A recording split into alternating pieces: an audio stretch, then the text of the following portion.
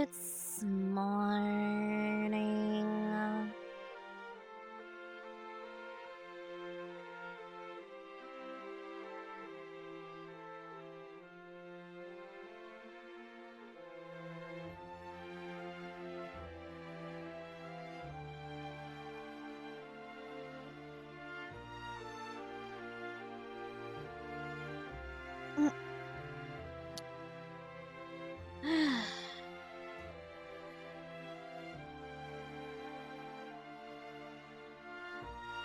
My right shoulder hurts.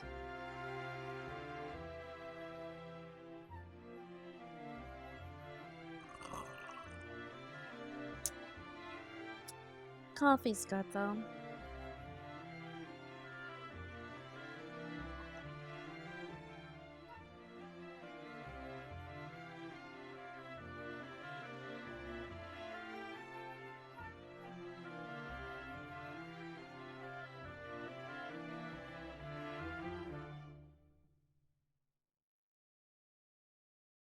No, I use it.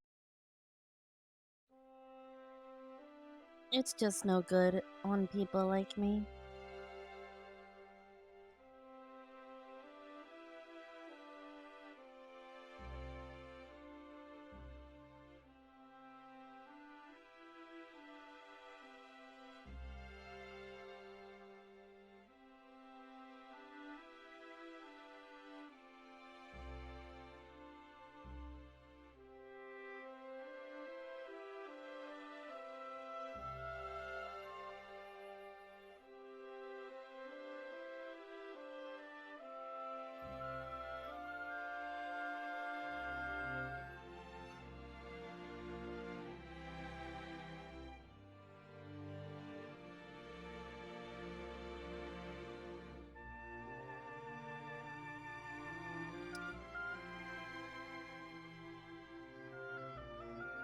Subside.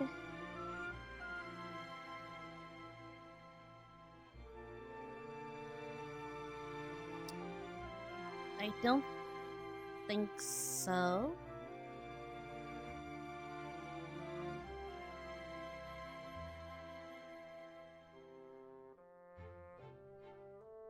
Still can't move as freely as I want.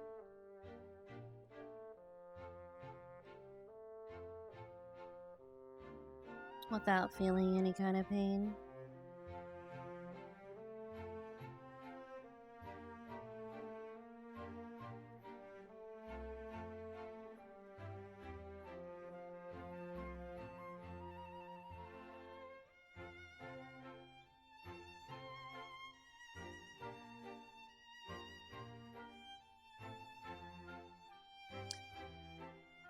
But it is what it is.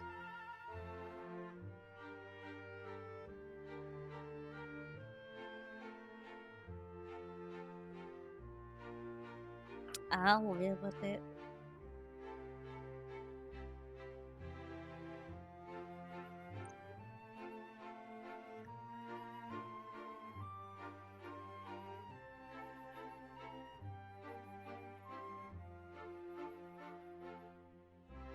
The collab was fun. I enjoyed myself.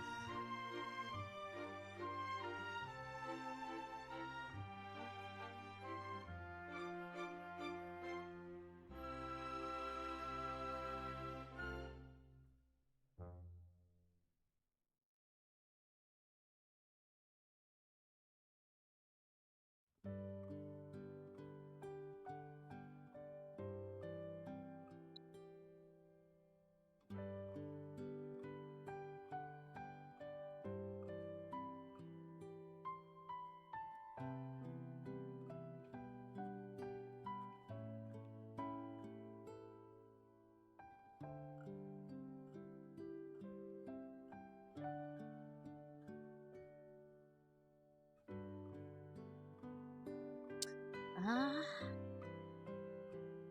you just reminded me.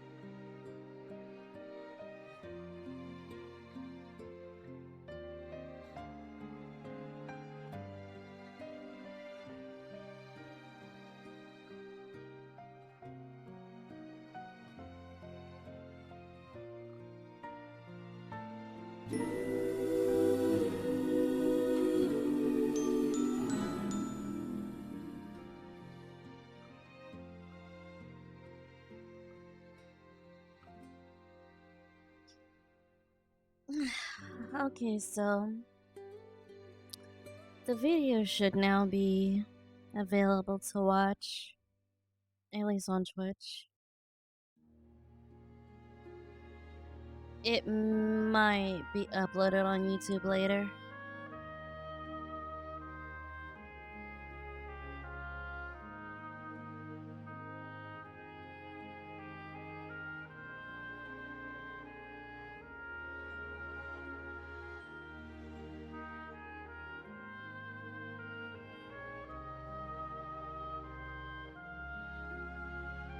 Also, thank you, McSaggy Nips, for the follow.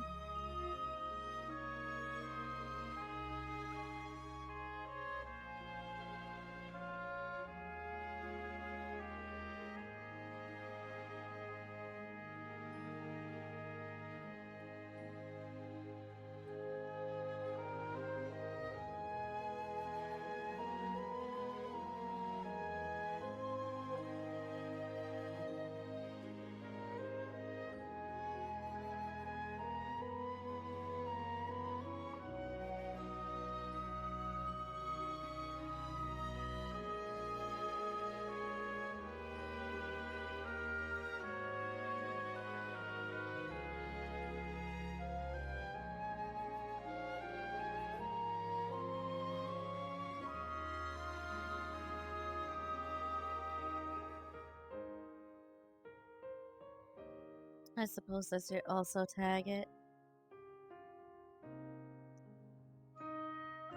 Though I have no idea what to tag it. I'm just putting whatever. I don't believe in tags.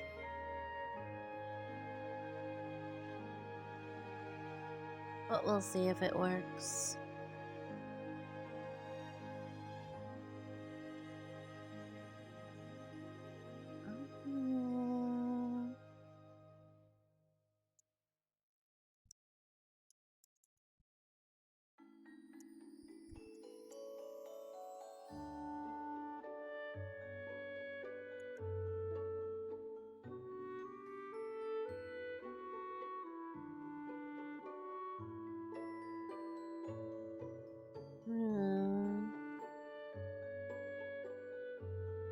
I'm exporting a video straight from Twitch.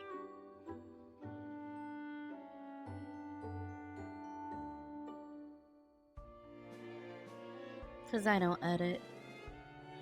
It's too much effort.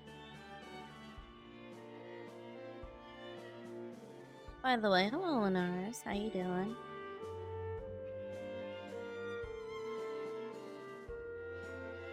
Also, I see Seizure there with a 10 stream streak. Very nice, very nice.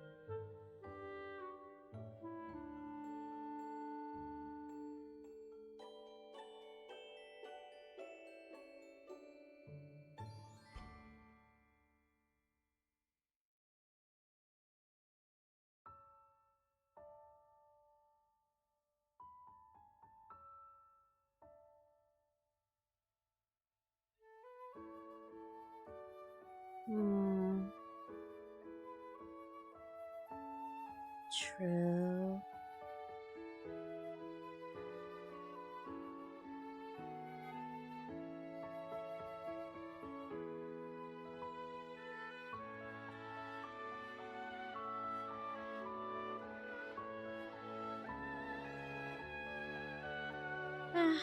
Oh well. I don't feel like fixing it. Too much effort.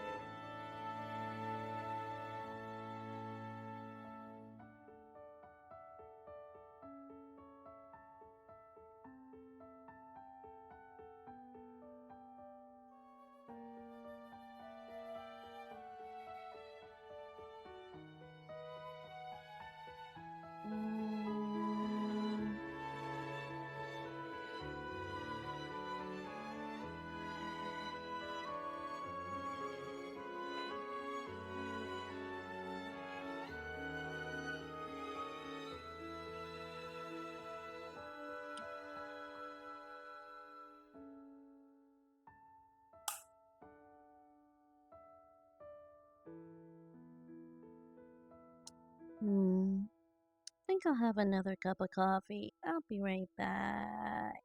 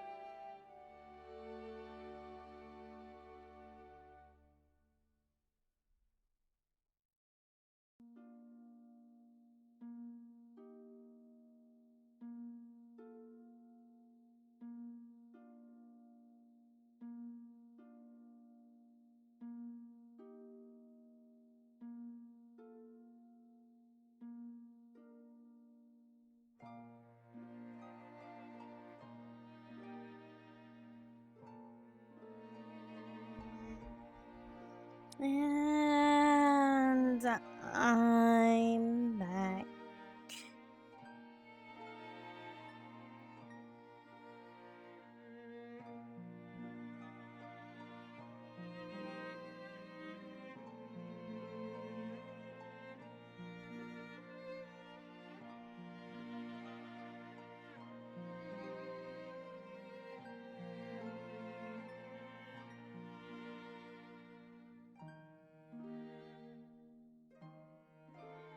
I think my coffee is just about ready.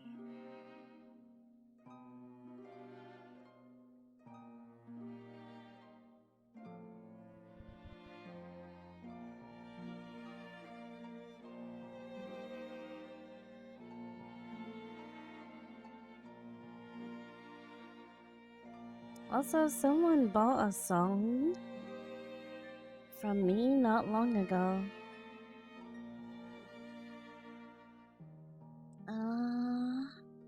I know. I know what that song is.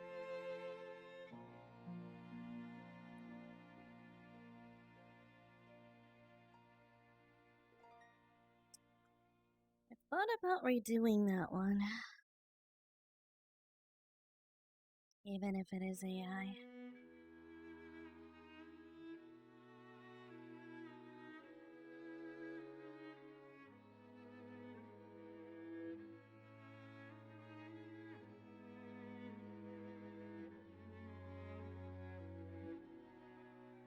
No, not the Rosenbaum Codex.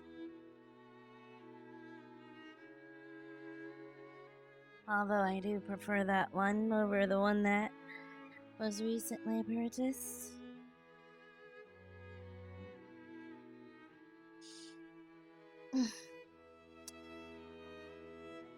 I think it's because that it has a hint of my own work in it.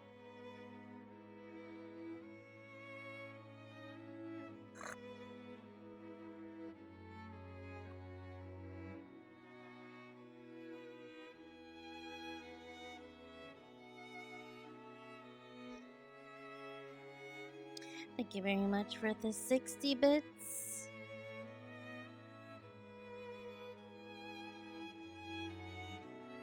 Which reminds me, I still haven't paid for my TTS monster thing.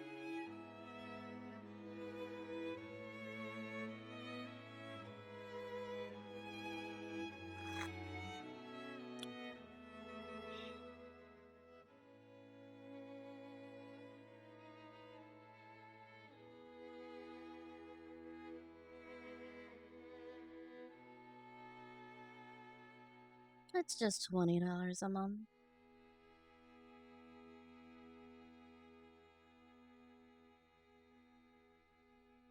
I'm not looking to pay it right now, since I'm not utilizing it.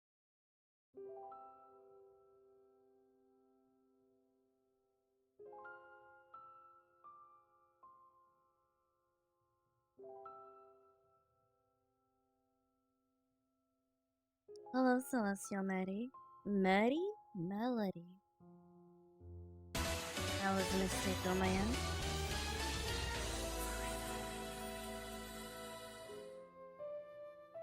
It's lacking some sugar, but it's alright.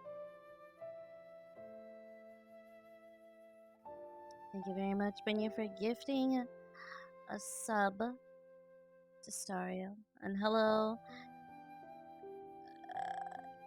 HRT Warrior.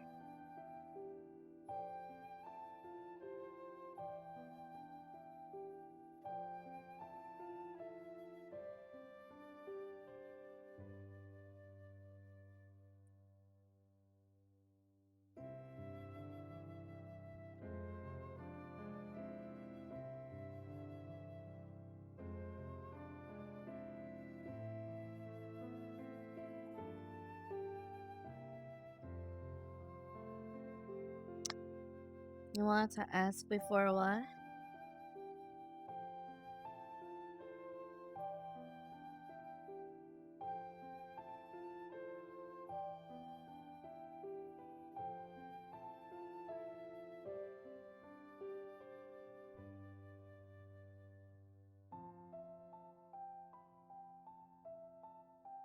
I usually don't download advertisement games, but this one I did. It was a sponsored ad on YouTube. Game called Ecocalypse. I saw an old VOD, I'm assuming, where you played it about a year ago. What is later game like pay to win? Late game, I wouldn't say it's pay to win really. I mean, I guess you could say it, maybe, possibly. But no, I don't think so. I mean, everything in the game can be accessed without paying for it. At least I think.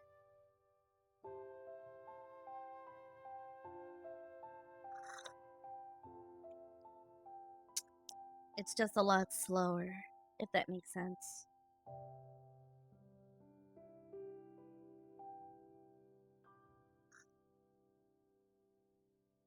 For example, you can farm a lot faster if you, I think, pay for like some kind of premium, right? You can farm things a lot faster, but that's about it. And then I guess also if you pay for certain passes, you get extra stuff for every time like you level up as well.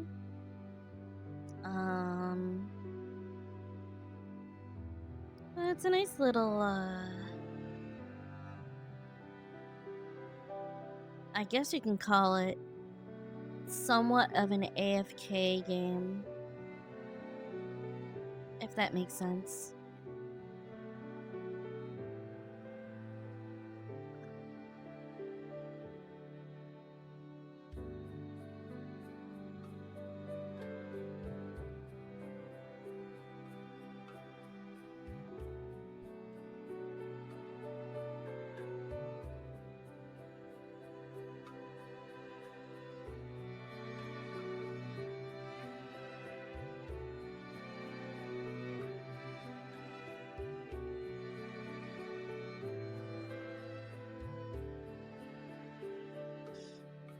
Morning of the anime mom hairstyle of death. I can already tell who you are.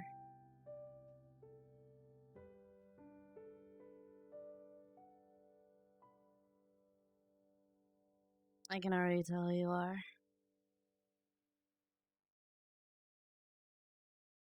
No one speaks to me that formally or familiarly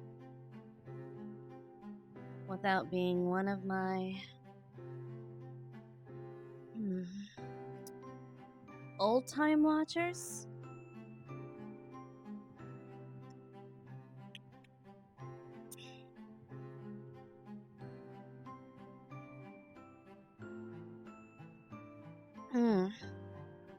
Welcome back. I think I saw you last night. I was here last night, true. It's unholy. Change my name to whatever is everywhere else. Yep. Yep. I figured.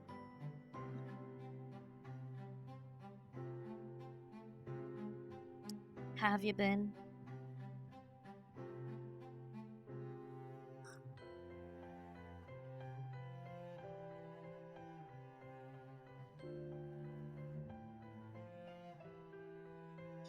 I wonder if I should go back into it since I have my new PC up and running.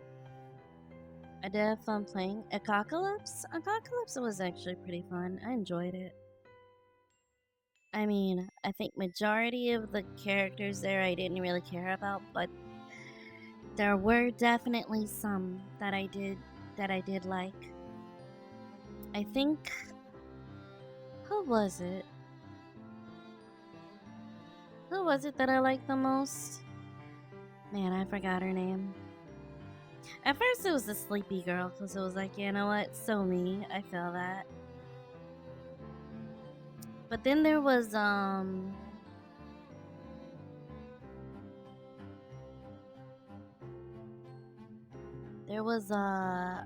think it was Baphomet. I like her too. I think she's my favorite.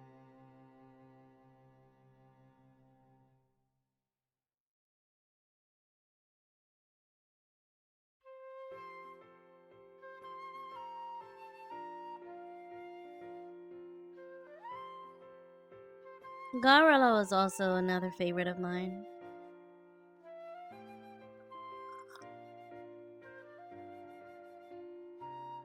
She's so socially awkward because all she knows is war. So like when she's giving something that's really casual, she just doesn't really know how to accept it unless she receives I guess an understandable reason for such a gift.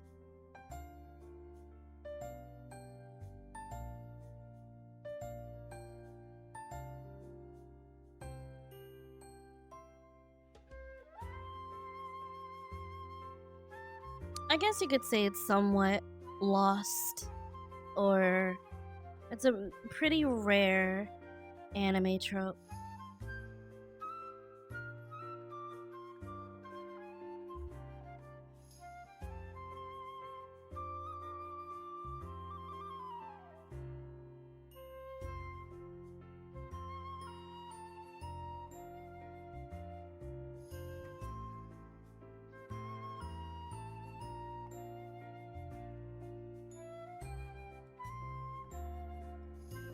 Last night I had an experience, long story short, a roller coaster of a conversation where someone thought their fetish was too crazy, but it was actually tame. But then we found out they got scammed out of 400 bucks.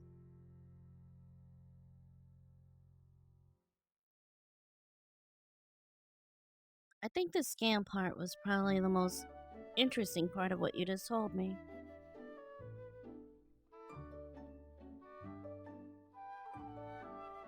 And now I'm kind of curious how those are related in any kind of way. At the stanza, I have 39 different characters, of which 2 are MP, 4 are UR, and 6, I'm not even gonna entertain that, are SSR. It was stupid, so stupid I think I got nosebleed after the headache it caused me. Understandable.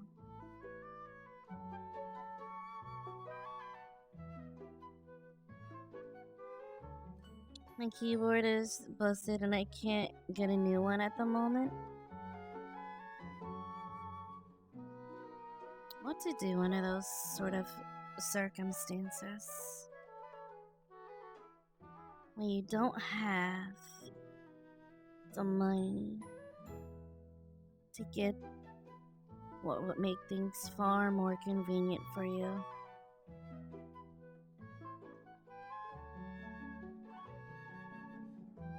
I guess you just have to deal with it.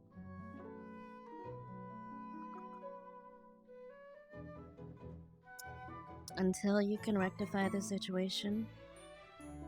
If it's not life-threatening, if it's not, I guess you could say in gamer terms, if it's not a game-breaking bug that you're dealing with, I guess it's an alright game to play.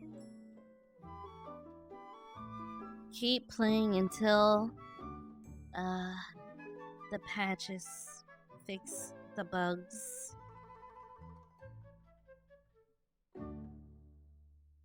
Yeah. Anyway.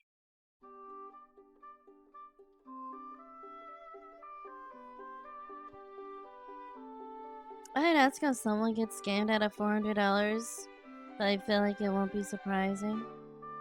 Someone probably clicked a bad link. Was it therapy?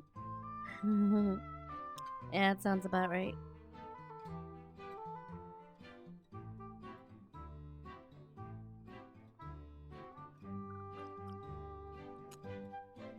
Entertain what?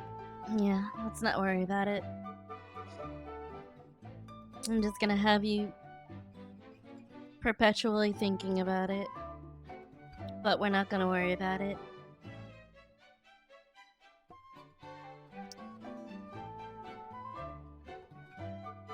You do kinda have money, but you're saving for other things.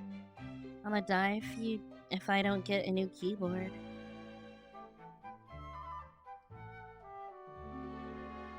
I see.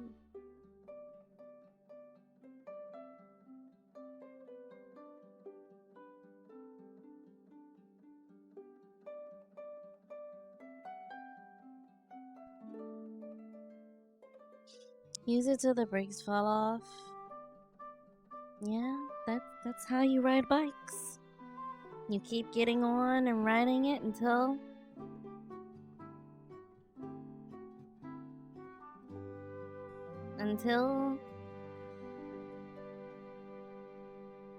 the wheels fall off. Even if the brakes don't work, continue riding that bike. That's what I did.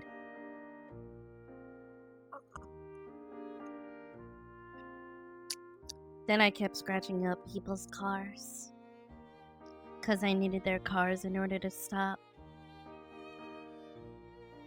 Parked cars, by the way. Not incoming traffic.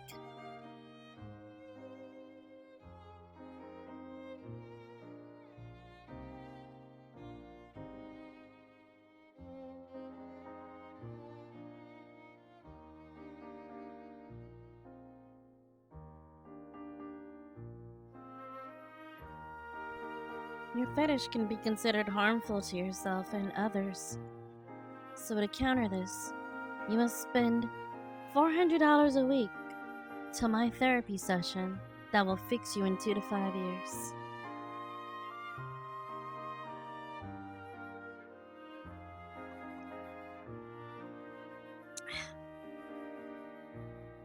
It was a commission of a very elaborated, inflated fetish.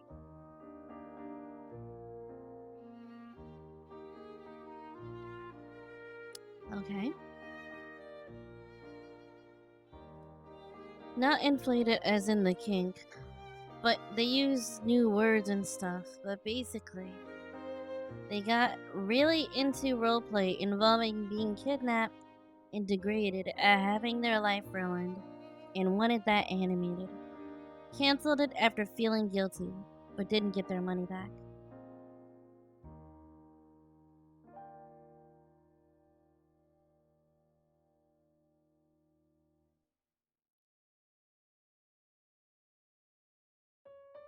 How much of the work was done?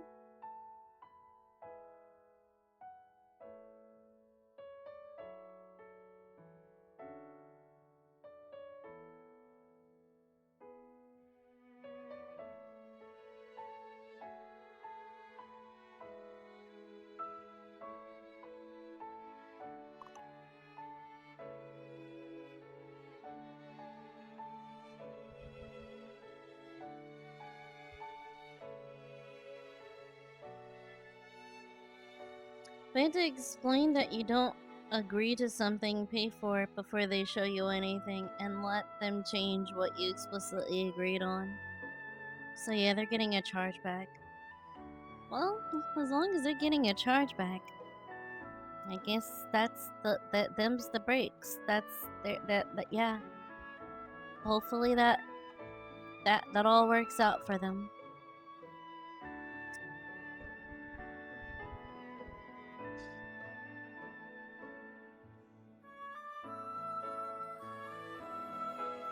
I have so many questions about how you're running your stream, but I'll wait till a later time to have you explain it. I don't feel like bombarding you with questions. Well, I love questions, so go ahead and ask. It gives me things to talk about.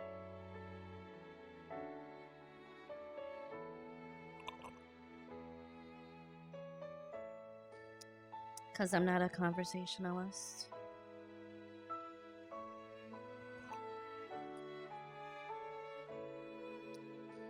It's too much effort.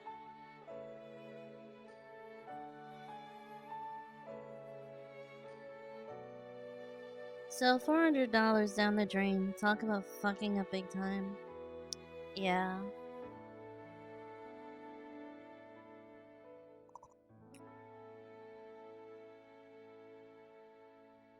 How do I have a camera you moving around on its own? I'm using a program called Shoost. It's I guess you can call it a special effects program.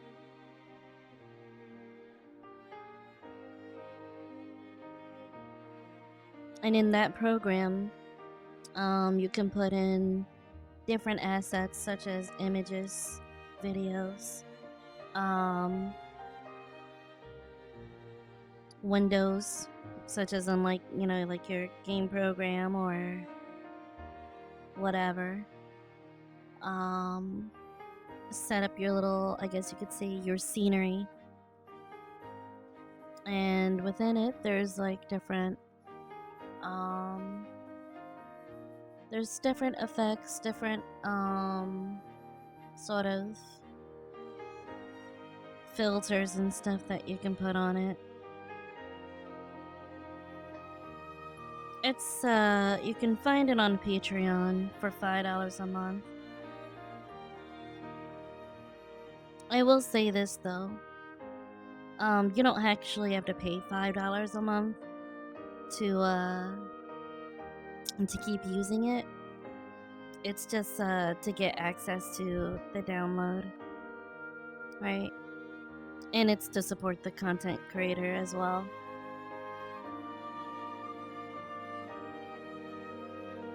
And of course, if you want to keep updated on like updates and things like that.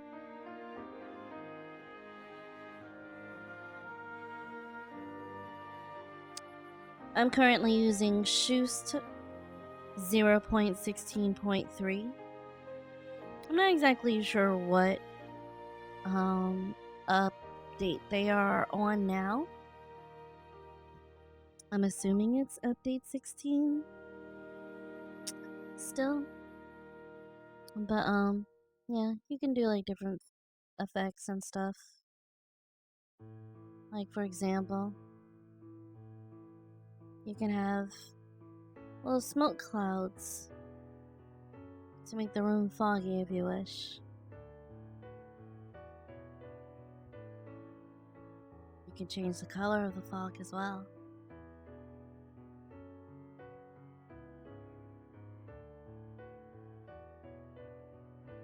Maybe if you want something that kind of fits the background a little bit. You can also change it to rain or snow.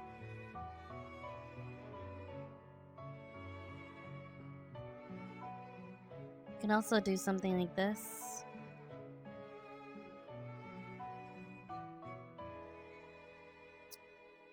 We have like an LED panel in the back, which is good for if you're going to be doing like something that seem like stages. Good for karaoke settings if you want to do that.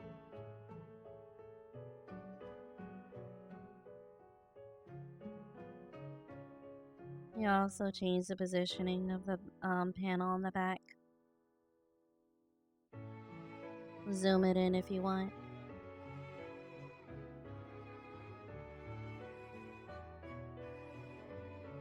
Change the exposure layer.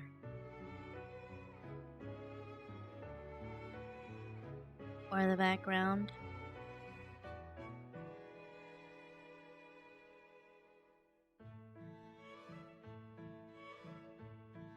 Or you can just have a background only. There's different types of visual effects that you can put on there. Loads of them.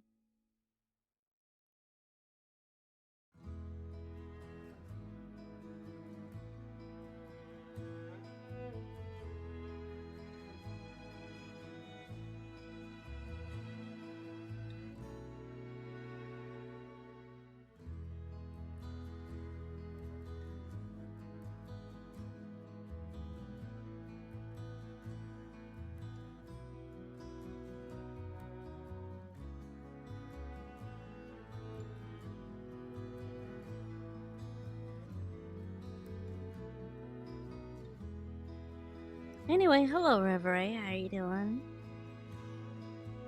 Is it pretty GPU intensive? I wouldn't say so, not really. It really depends on what you're doing.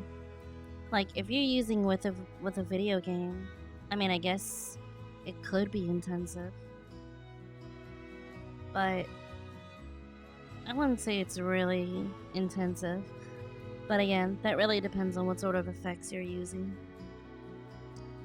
Probably some effects are more intensive than others. But I don't think like the app itself is intensive.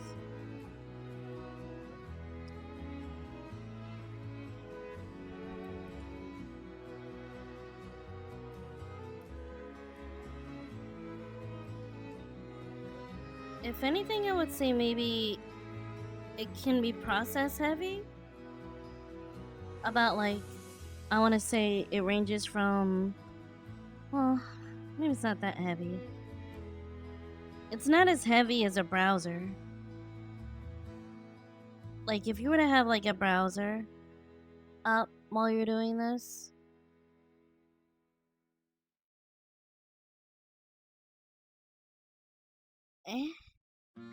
but I want to say it ranges between maybe half a gig to like maybe 3/4 of a gig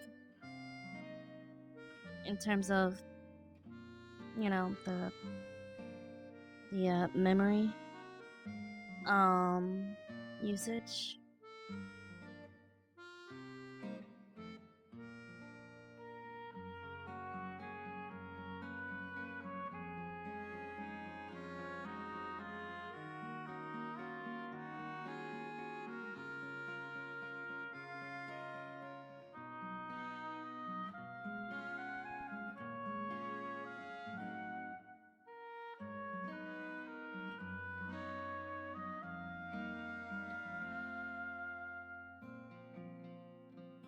Yeah. I'd say it's pretty light. It's something that I think I would prefer being used if you're utilizing, if you're doing like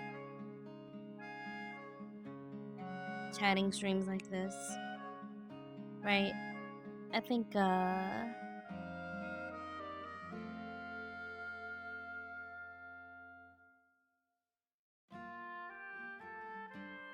think they could be pretty useful. Even if you want to do like maybe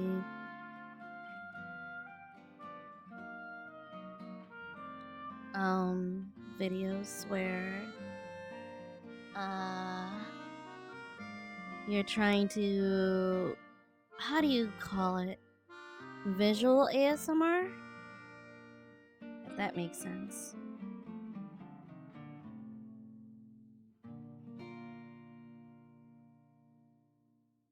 It's definitely good for that.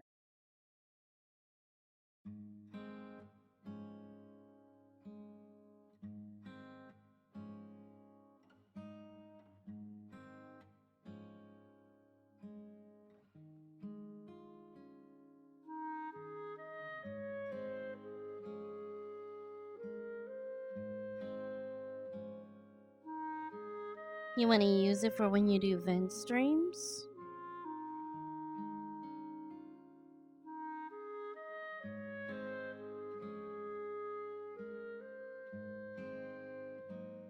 Hmm,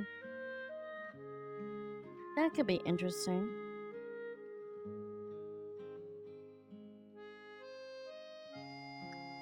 I think it also would be interesting if you do podcasts and stuff as well. Let's say if you have like, usually have like a duo sort of like team, or if you just do like, your own little podcast or whatever, right? Not to say you specifically, but I mean like anyone out there who wants to do things like that. And it uses camera work a lot. I think that could be pretty cool. Um, I don't think enough people really utilize Shoost to its full potential. I mean, I certainly don't. Um,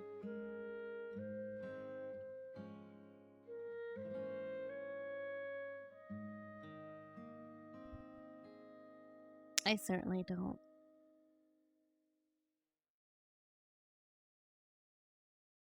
Cause I don't do videos. Not really. But if I were to do like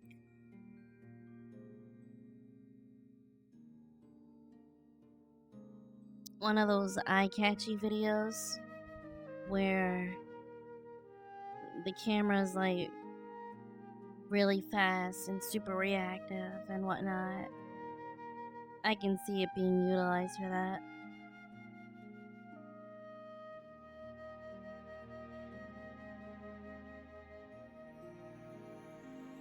You can also have like the camera be like shaky.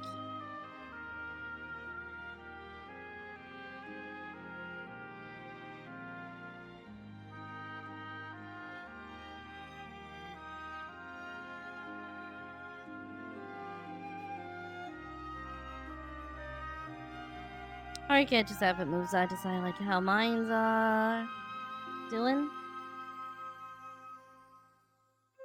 Um oh yeah, I think having like the LED panel,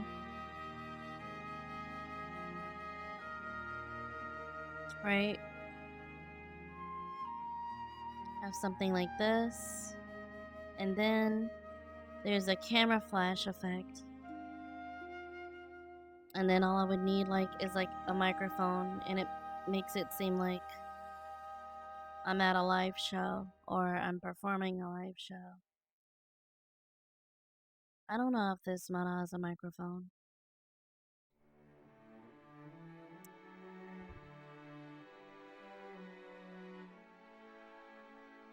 It probably does. But I'm too lazy to go and check it out.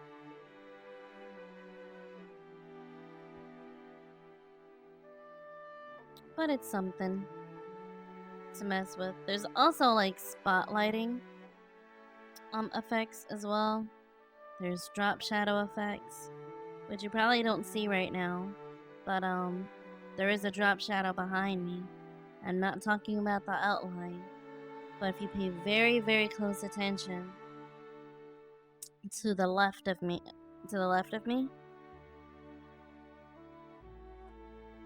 there's my drop shadow. It's just very, very faint, and you probably can't really see it on your devices unless you go full screen. So I'll increase the opacity of it. Now I should be able to see it. I can also change its color if I want to, just for effect.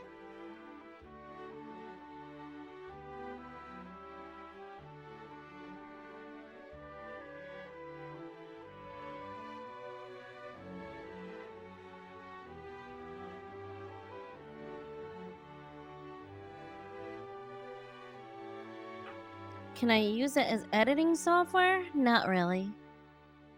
There's no editing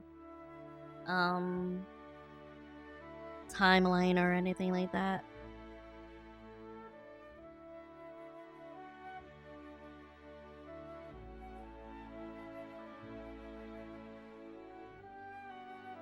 Could you give yourself an after image? You know, I've never really bothered to check. I don't know if you can do that. I know you can do this.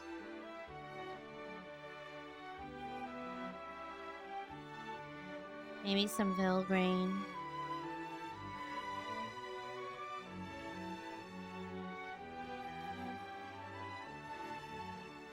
Wow, this feels like I'm looking at a old 90s VHS tape, so that works.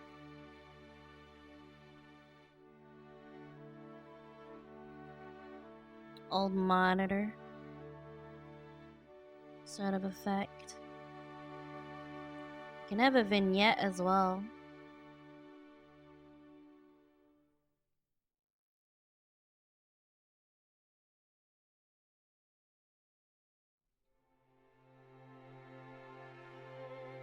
But as far as like After Effects, oh, I hit the gradient.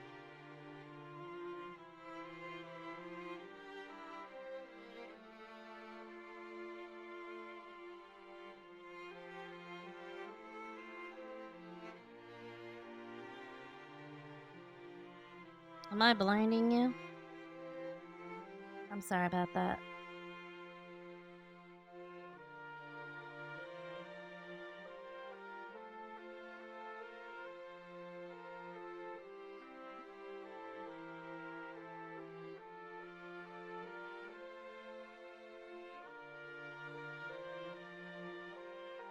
I'm using a gradient tool so like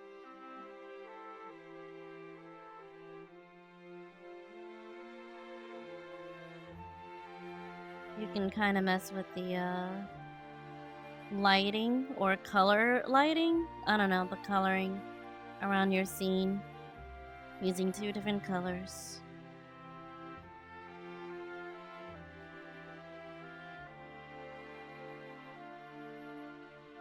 Hello, Lush. How you doing?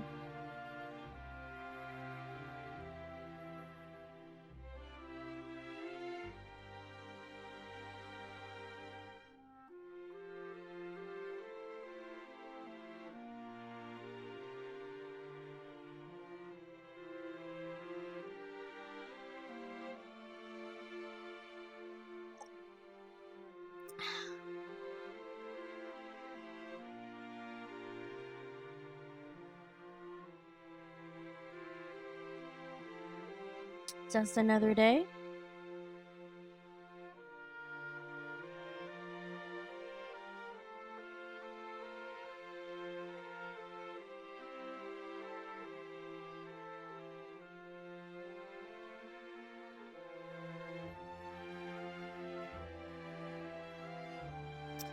Yeah, I don't think there's actually an After Effect filter on here. If you don't see an After Effect filter on here, it's probably in VTube Studio. Probably. I feel like I remember there being one in VTube Studio.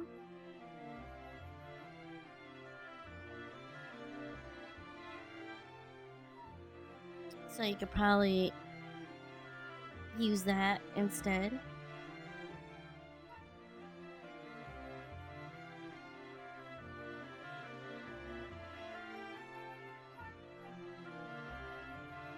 In case you're not aware, yes, VTube Studio does have visual effects that you can mess with.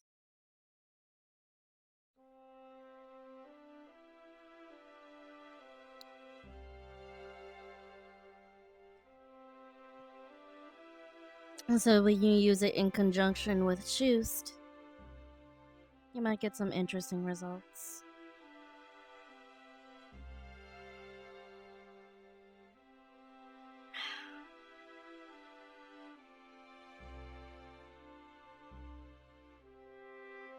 Volume is picking up, so I'm gonna go momentarily.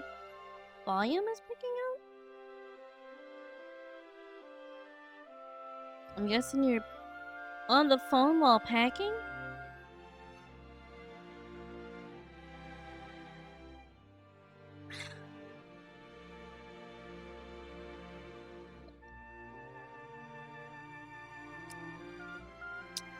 Naughty. Bad.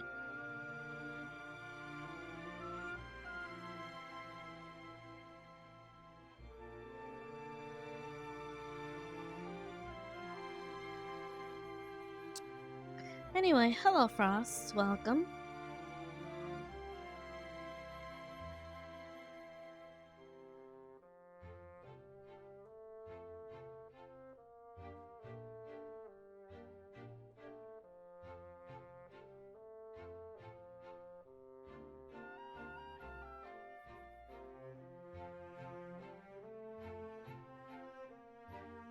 Do I have any plans for June?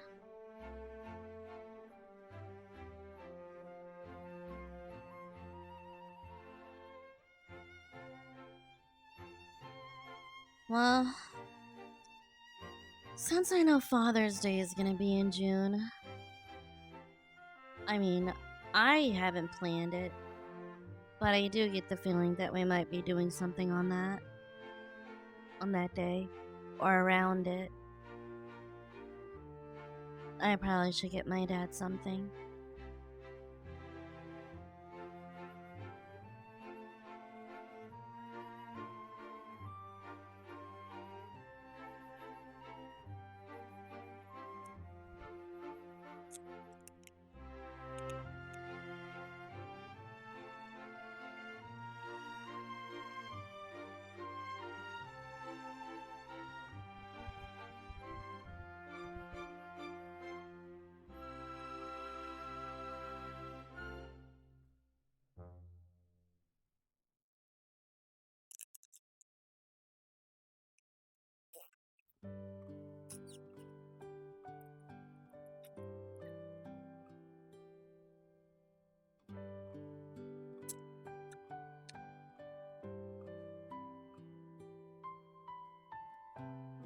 What day is it? I have no idea.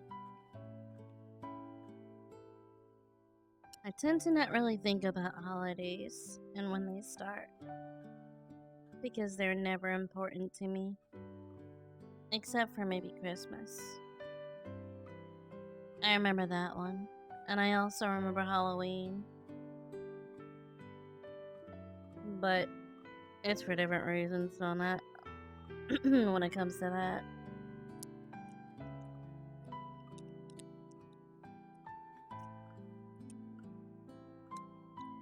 June 21st. I will keep that in mind. Also, isn't June 23rd someone's birthday? I feel like it's someone in my community's birthday, but I'm not entirely sure.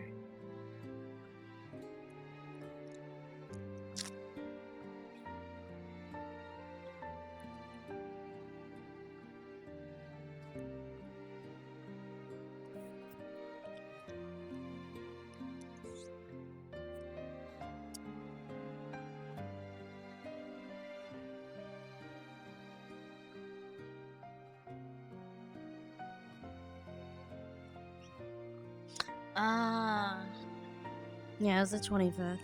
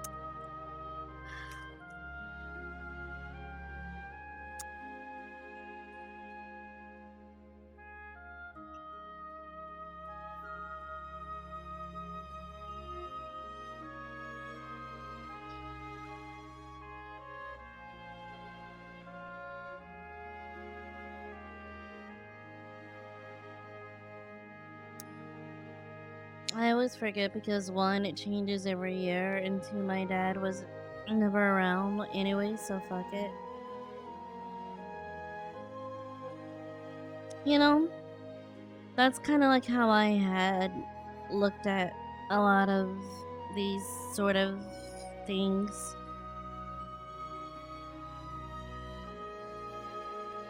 It's for, like, when it comes to Father's Day. It's because my father hasn't ever been around.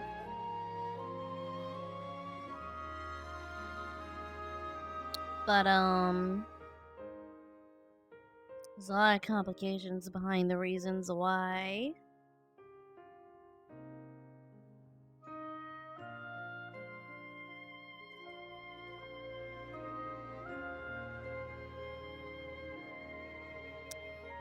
And, essentially, not his fault.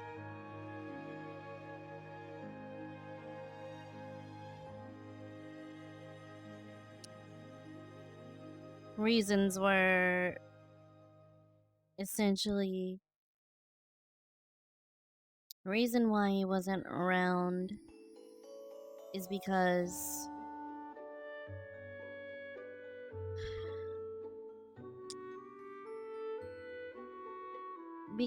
of a relationship between my mother and someone else.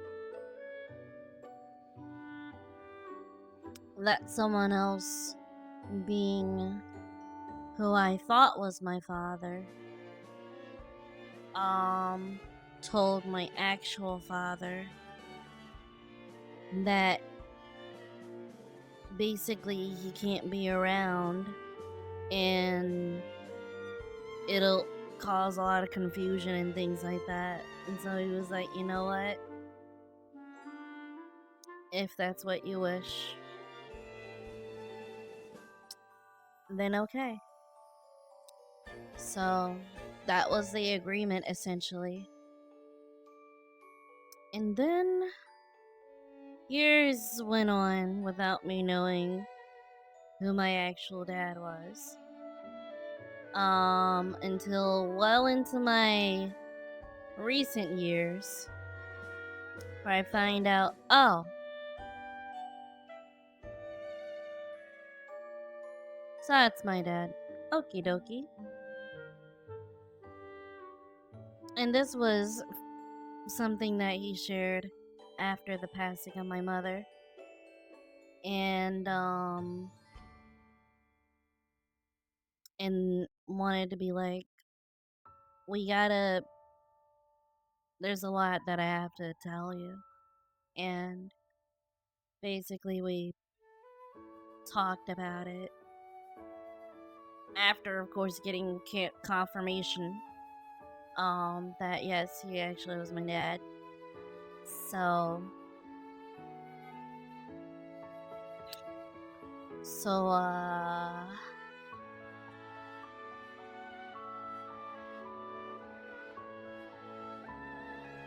I mean, yeah, I mean, he's just my dad then. and he's just been my dad ever since.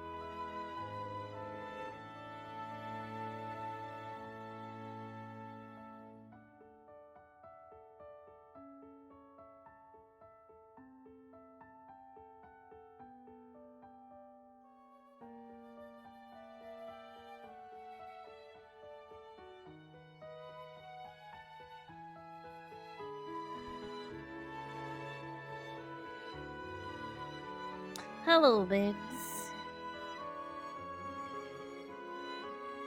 Call me crazy, but I think there should be mandatory DNA tests, and it should be obligatory to reveal the biological parents to everyone once they turn 18. I mean, I don't think that's crazy. Mandatory DNA tests, I think are, and I mean, like, what's wrong with it? I can't think of any reason why that would be like a bad idea.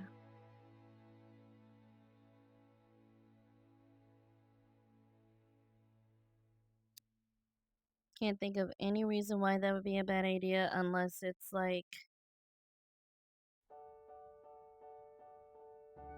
it just reveals some sort of form of unfaithfulness. That's about it.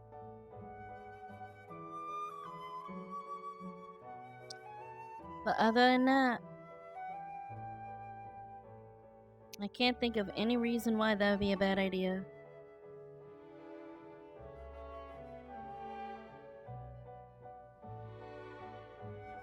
Which, why I kind of pointed out, is more like a good idea than anything. It's like, oh, alright, cool. So I'm not actually the father, I see. Alright, you are a cheating bitch. I see. You are going to put me on child support? You fucking asshole. You bitch. You disgusting whore. Although I'm pretty sure it's not necessarily that. It can be a bit more complicated than that. Although at the same time, it's like,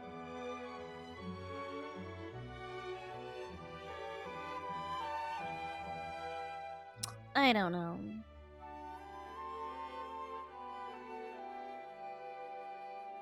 Just thinking generally, I think for the sake of the child, mandatory DNA tests should be made. Because you don't want to get into a situation that, well, who knows, people in my own family probably got into, where they lived years not realizing that they're dating their fucking cousin or some shit because someone didn't reveal some very important details or lied about it and kept it away from everyone.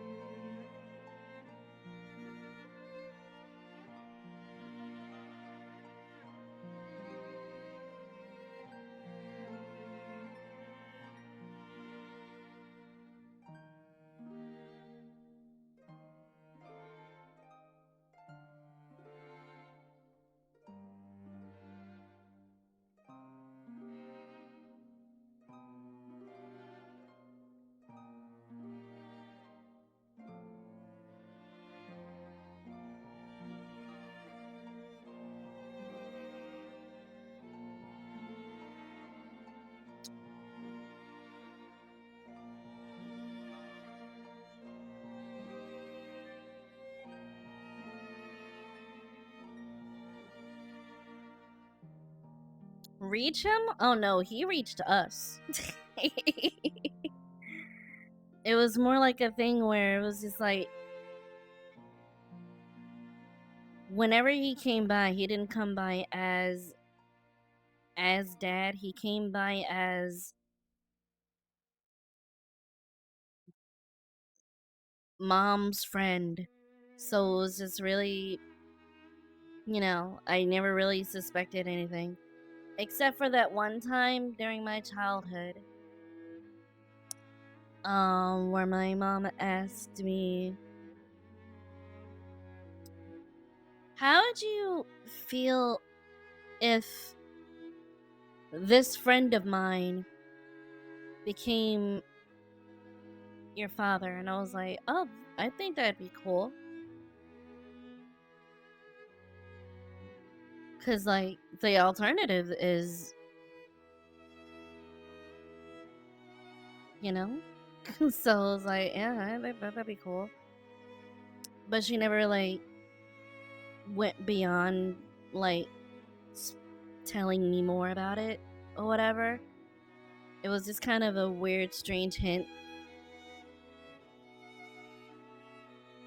And it was, like, now that I see, um, in hindsight,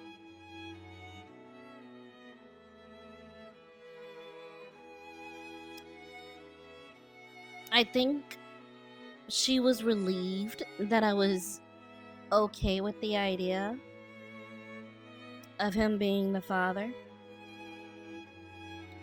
At least going by the expression that she had when I told her that I would be absolutely cool with it.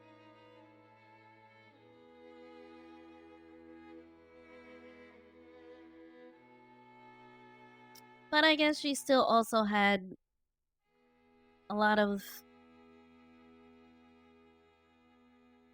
mental obstacles, I guess you could say, that disallowed her from actually saying the truth.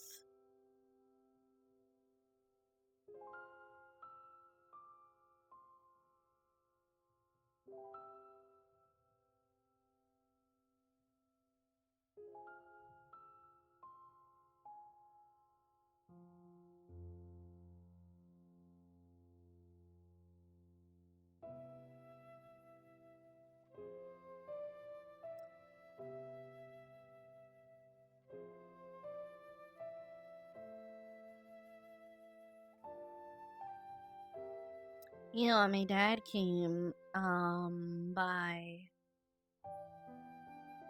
well, before we actually knew he was dad. When he revealed himself to be my dad, no one believed him. No one believed him, like, immediately.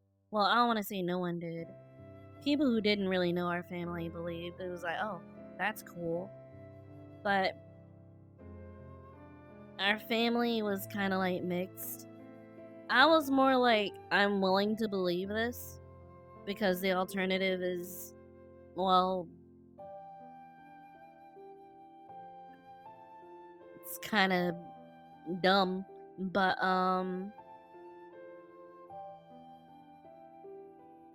considering what I knew of him for when I was a child, I didn't think that this man was stupid in any kind of way.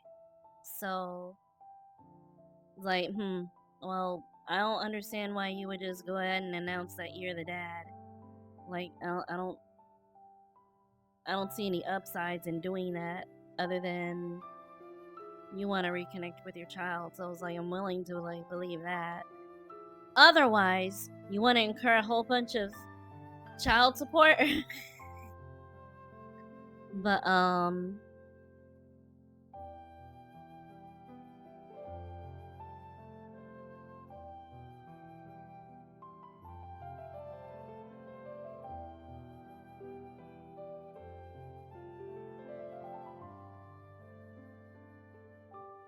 but yeah, it was like, I was willing to believe that was the case. I didn't immediately believe it, but it was like, yeah, I mean, I'm willing to believe it. Just kind of on a fence about it. And everyone else, I think, was just kind of like, no, I don't think so. It's just kind of weird. And then I'm just like, is it? I mean, I know the entire situation is weird, but I also don't see why he would, considering how close he was to us when we were younger. So,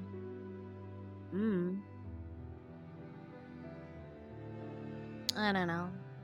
I just didn't really think too much about it, other than like, I don't know. I think part of me back then also kind of just didn't care about fatherhood much. It was like, oh, you're the dad? Cool. Alright. I didn't care, really, for the most part. I'm willing to believe it, but at the same time, I kind of don't care.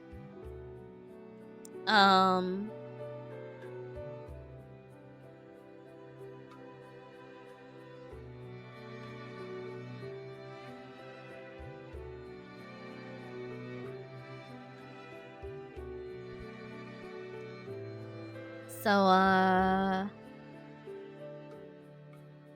it got kind of hectic at some point because it was like, alright, so, well, we need, like, DNA tests. And he was like, well, I'm willing to do it as long as the other guy, as long as the other guy does it too. And it's just like, okay, sure. But then the other guy heard about it and he wasn't so happy about it. And that was a thing that went on for quite a number of years. Until eventually, like, we ended up getting one of them, which was, the other guy to be like, all right, I'll finally do the DNA test thing. So, saliva, not blood. So, they do we're able to get, like, DNA test set things or whatever, and then have them delivered to the people who do the testing and things like that. And they brought back the results. And turns out the guy who I used to call dad was not the father.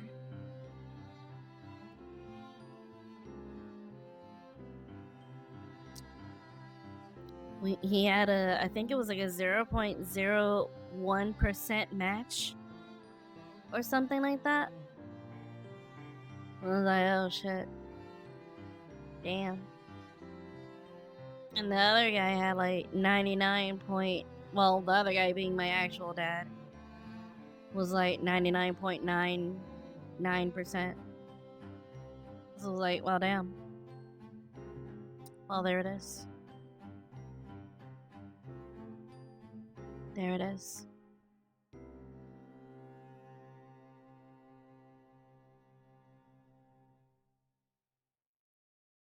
So, I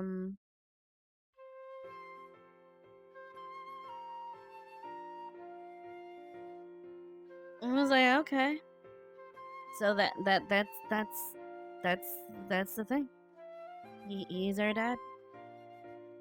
So we called him up and everything, and he was like, so you finally got your answer. I told you and whatnot. And it was like, well, I didn't necessarily doubt, but like, we still needed some kind of proof.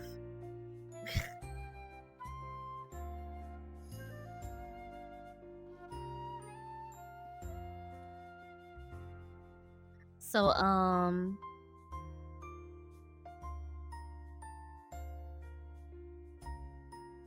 since then, when all that was basically, finally, what's the word? Concluded. The rest of the family also got their, closure, right? And probably were just pretty happy because it's like, goddamn. Thank God it's not that family. Probably.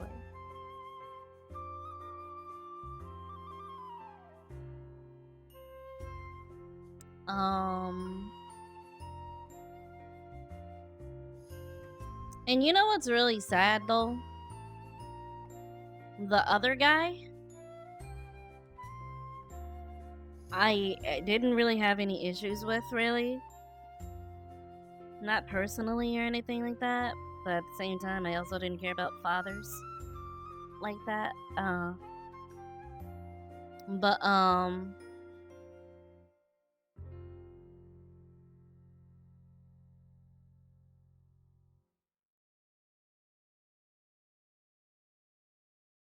like, you know, I did used to like do stuff with him from time to time when I was younger. But yeah, most of the time it was just with my mom, which makes sense, obviously. But like,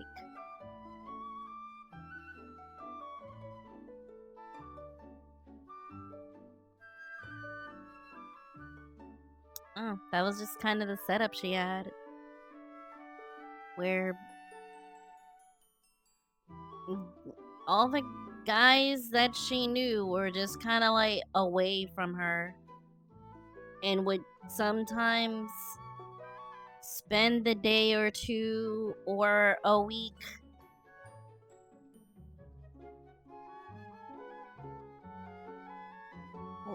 with her. And yeah, it was kind of strange. I didn't know how to deal with that, really. It was really odd. I mean, at the same time, it was kind of like, oh, a new friend. Alright, cool. Friends spending the night and stuff, that's normal. I used to have cousins that spend the night. Sure. I used to have friends that spend the night or two. Sure. Completely normal stuff. But it was also kind of weird because, like,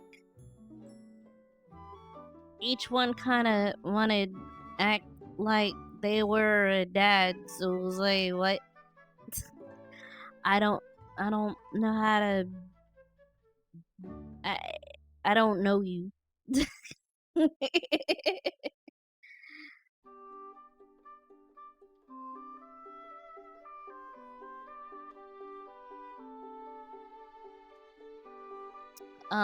So it was just really strange.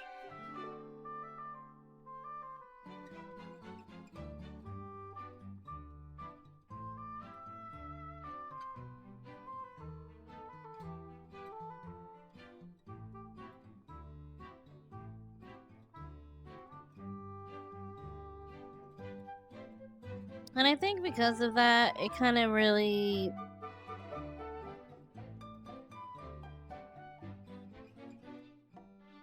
It kind of made me more of an introvert because it's just like,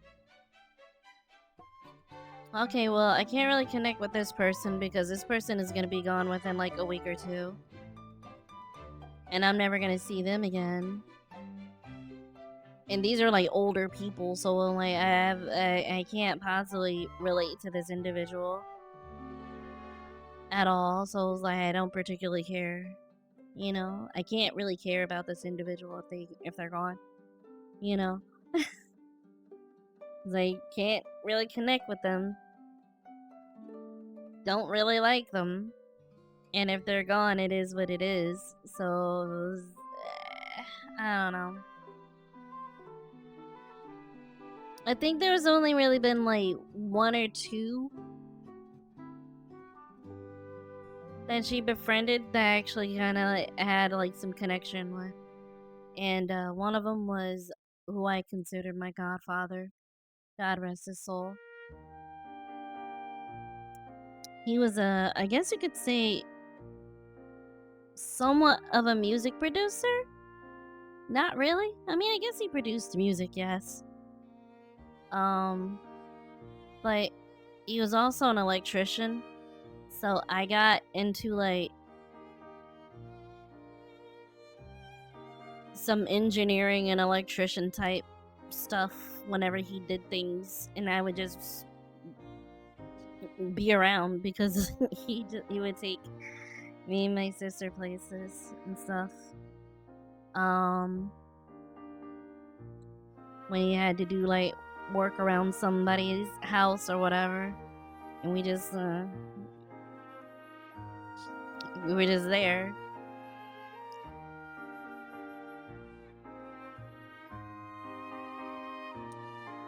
It was a great time to have a PSP back then because I had no idea what the heck I was looking at majority of the time.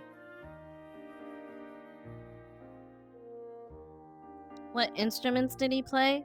Well, he was a music producer here. I don't think he played instruments. He used what people call a beat machine.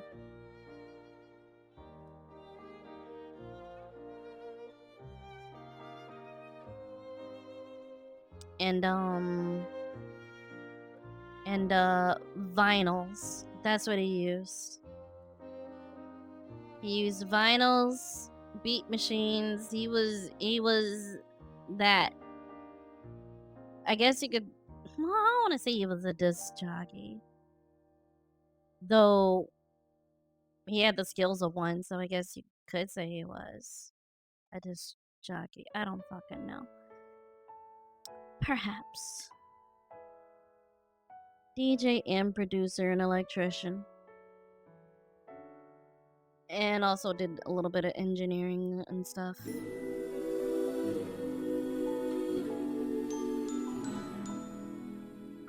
Explosive Ugh.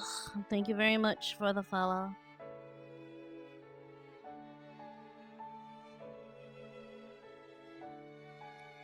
It's probably good at Beatmania. I don't think Beatmania existed. Or it probably did, but not a thing.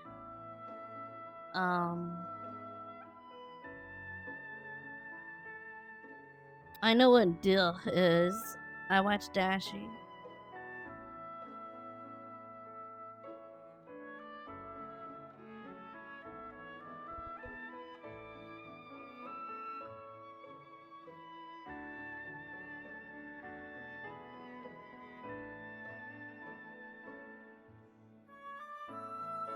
How am I doing? I'm doing alright. I'm doing okay. Just had myself 2 cups of coffee and 2 freeze pops, thinking about getting another 2.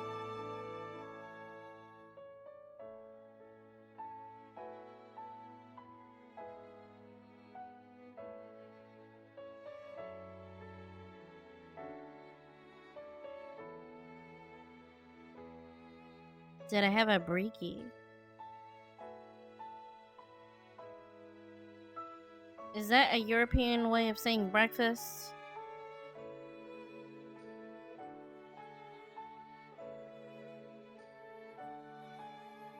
Oh, brekkie. Fucking Europeans. Anyway, no, I haven't had breakfast yet.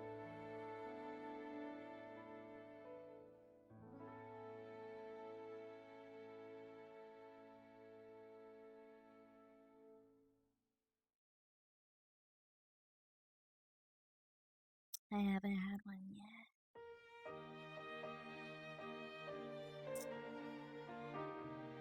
I also don't think, I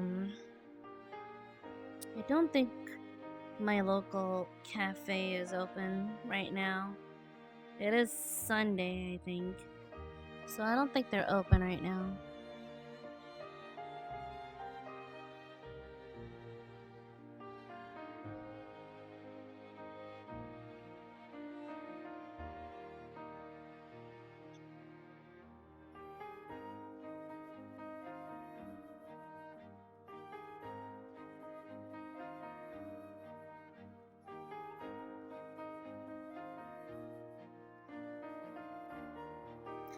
By the way,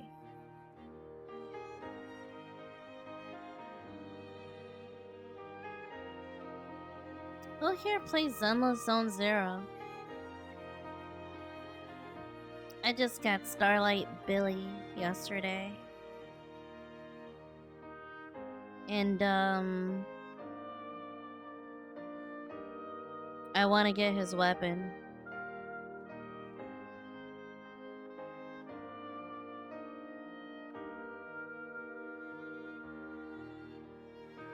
I don't know if I'm gonna be able to do it. I mean, there's still like 19 days left. Or 16 days. Sorry. There's only 16 days left, right?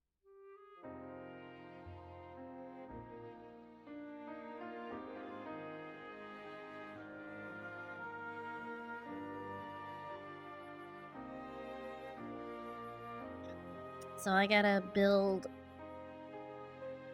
I gotta get some polychromes, but I also have to get Lacrimosa and NTE.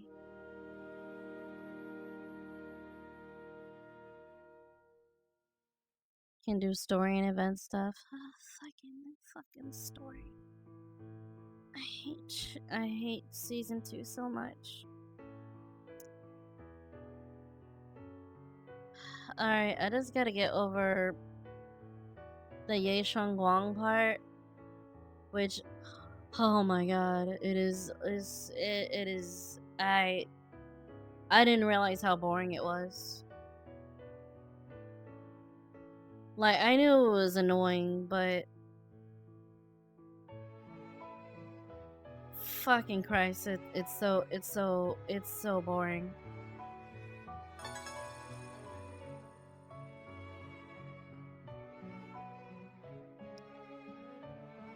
Thank you very much for the, what was that, $3? Couldn't even read it. So the text,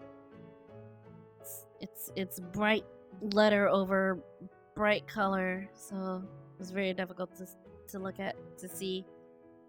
I think it was 5. If I look at my dashboard, it says 5. Oh, Stream Elements is saying 5.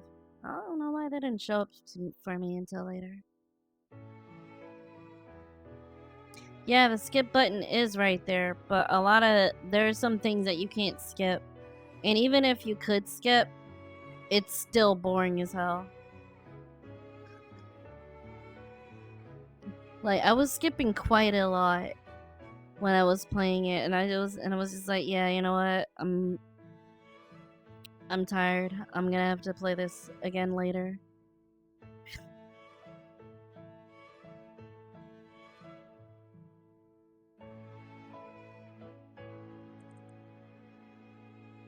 Like, I don't want to miss, like, certain things that I think are important story-wise.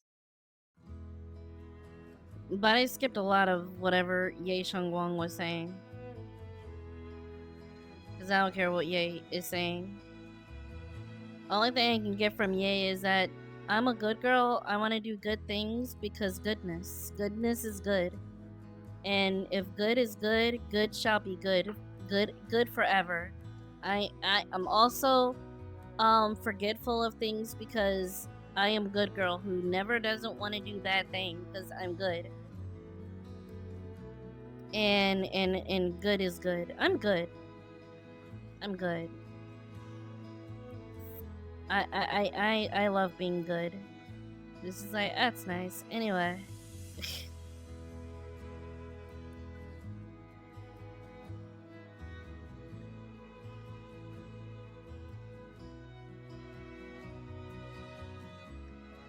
What chapters are Ye's story? I want to say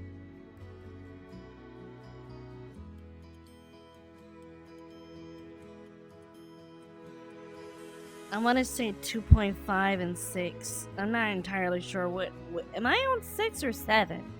Oh my god, I did it again. Fucking shit. Hate my life. 7 is the one with the angels, right? I feel like that the angels are 7.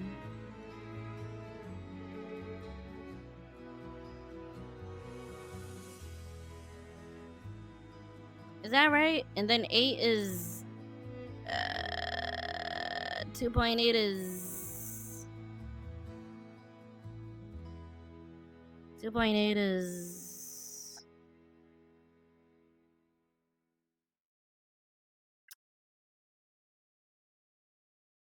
the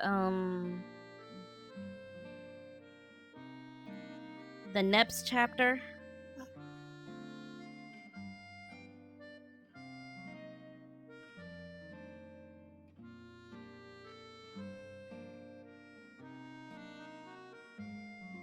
I guess that's what I'm gonna call it. I have no idea what to call it.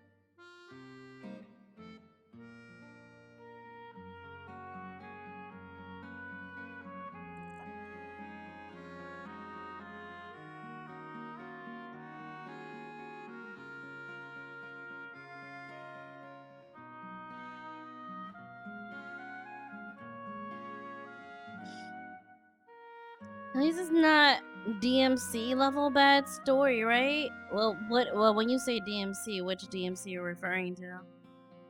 Because I noticed you use a capital M, so I'm thinking regular Devil May Cry. Or are you talking about? Okay, see, you use the little M. That you use little M, not capital M. That's how you differentiate.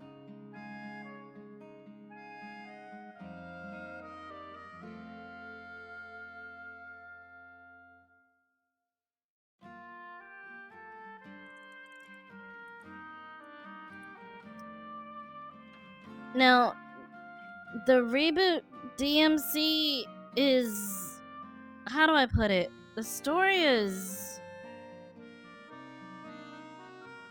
not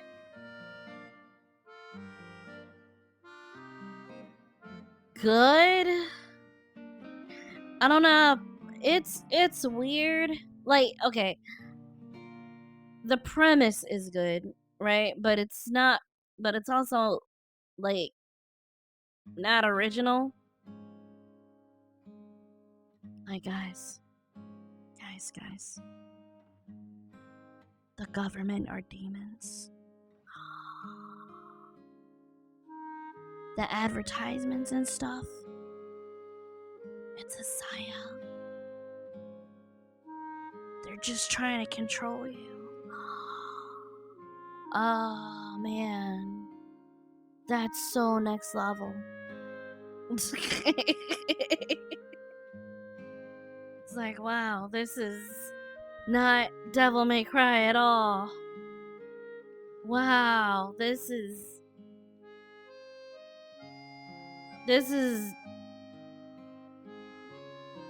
what is this? So it was kind of like that. So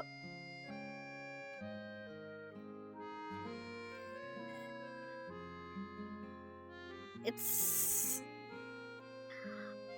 like, I get it, like, story wise, like, if that's how you want to do the reboot, fine, like, okay, sure, but it's a very hard sell. Okay, it's extremely hard sell, especially if you're gonna be trying to cater to the Devil May Cry fan base on this one. So it's extremely hard sell. Because a lot, it's extremely different, but also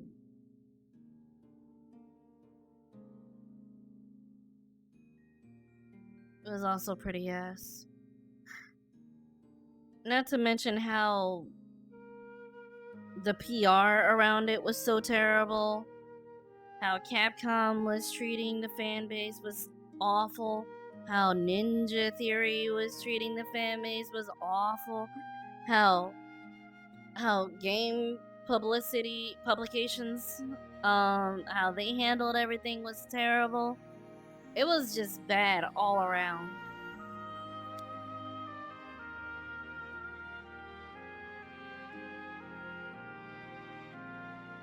Like, though it was kind of funny because, like, the game in a way, really was just a projection of how they did this like entire hey, you gotta play this game thing. Like DMC Devil May Cry is its own demon in a way.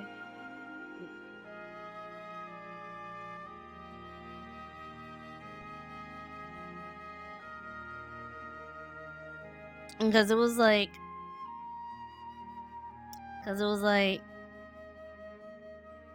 don't believe what these fan bases are saying. They're lying or whatever.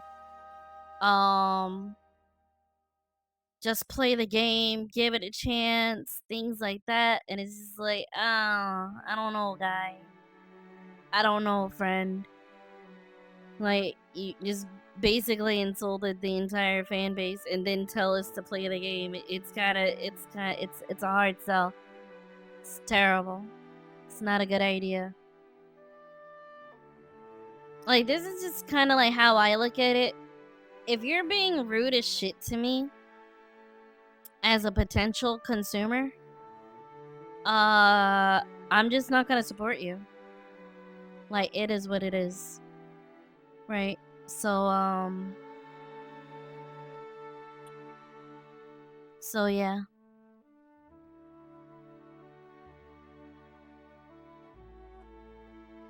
So I just never ever cared to buy the game, play the game. I mean, I played the demo for it, right?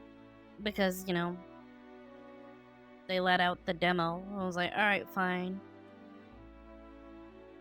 Played the demo, and I was like, I was not interested in the gameplay at all.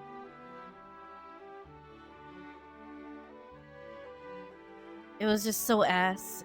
I'm sorry. A lot of people say the gameplay is great, and I'm just like, no, I don't think so. No, it's not.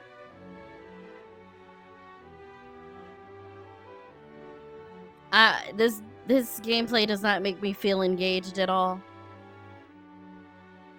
I do not like this. Period. It was so awful compared to the originals.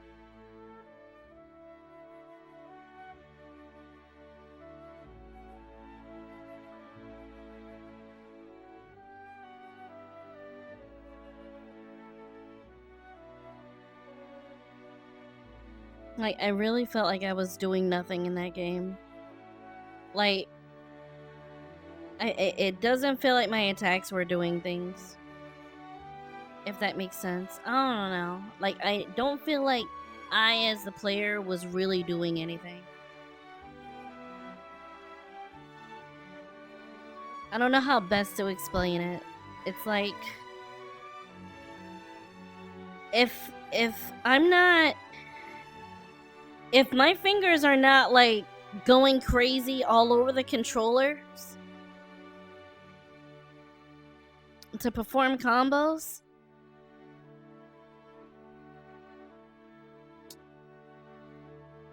I'm not engaged. I'm not engaged with the game.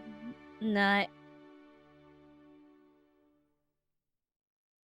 And if I'm not engaged with the game from, I guess you could say, a physical standpoint, at least get good sound design to make good sound design and visual effects to make it seem like, you know what? Yeah, I'm actually doing something. Yeah, this is good feedback. I feel like I'm doing something.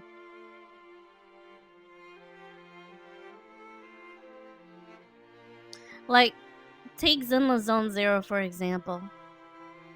I still feel like I'm engaging with like whatever's happening in the game, even though the controls are pretty simple. Has great visual effects and sound design behind it, so it actually feels like, oh, okay, things are actually happening. I'm actually doing stuff. You know, it's great feedback, and it makes me engage with the game.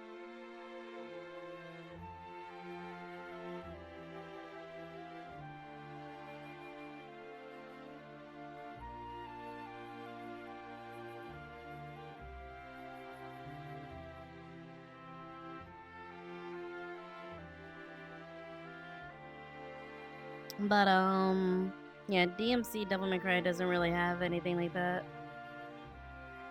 It's kind of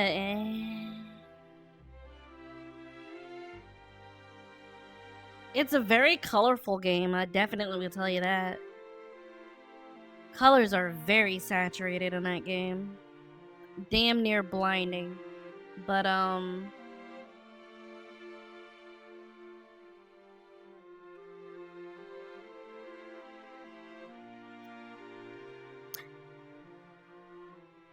it is a game. It is a game. And I would say probably more entertaining of a story than Ye Shangguang. Probably more of an entertaining story. Because the story in DMC Devil May Cry, as weird as it is a bit entertaining. Even though it's just really odd as a Devil May Cry story.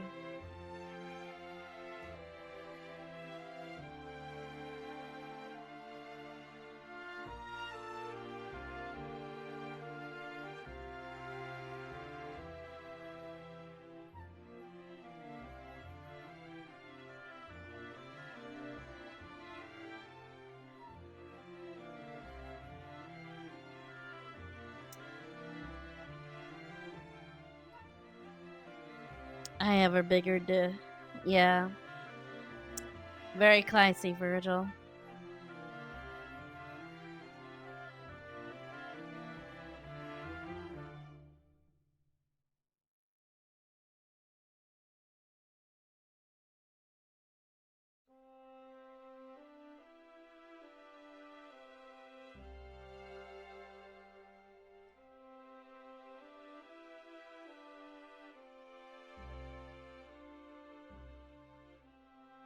What's worse, DMC reboot or the Netflix DMC TV show?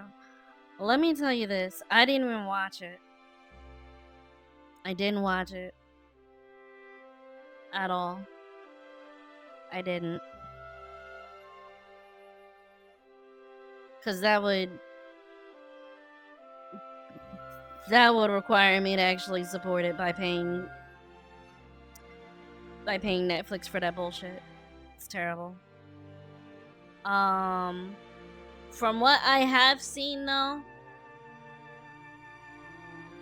it's like okay, look, at least they kind of got the source material.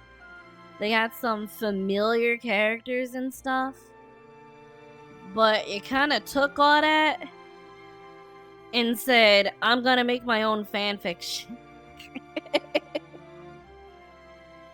It's like, wow, you know these characters that you like? Absolutely. They're gonna be in this show. Finally. Awesome. We finally get a Devil May Cry that's gonna be done right. No, actually, that's not what's gonna happen.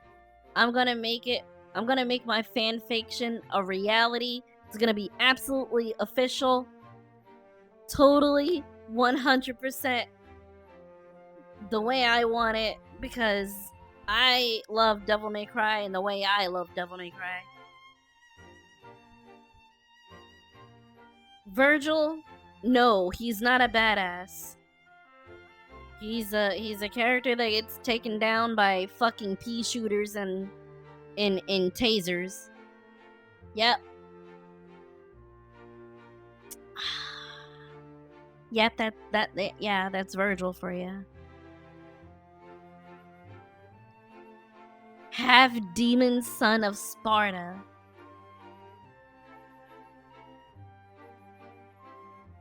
That has a sword that can practically cut through dimensions. Able to take down hundreds of demons in mere seconds. Taken down by 10 dudes with tasers. 10 regular motherfuckers with tasers. Yep.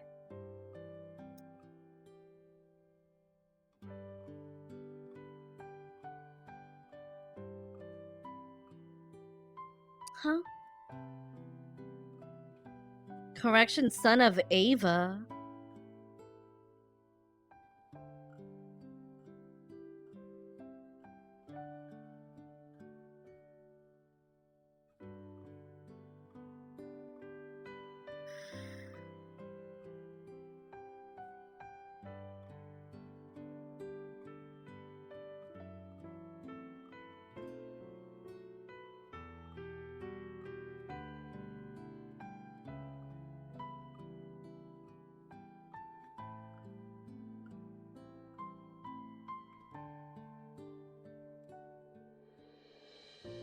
DMC Devil May Cry can at least be seen as a prequel from some angles.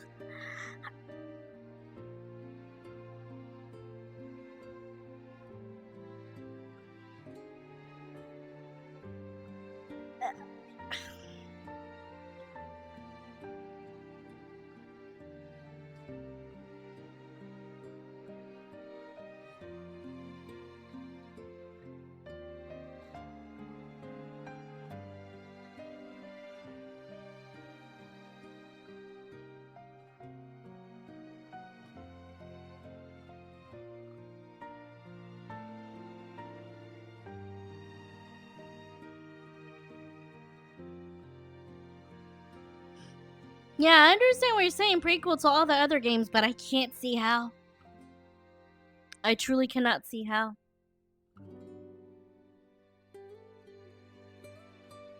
I truly cannot see how.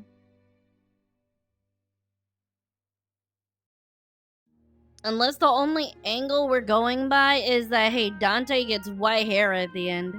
And that's it.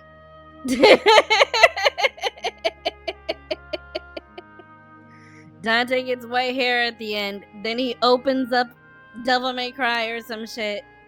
Or finds a spot somewhere and be like, man, alright, so I need to own some fucking, I need to make some kind of business, like demons or something.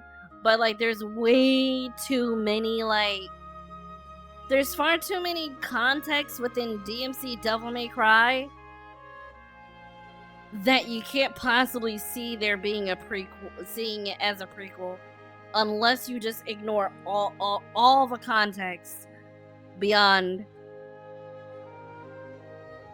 Dante having white hair at the end.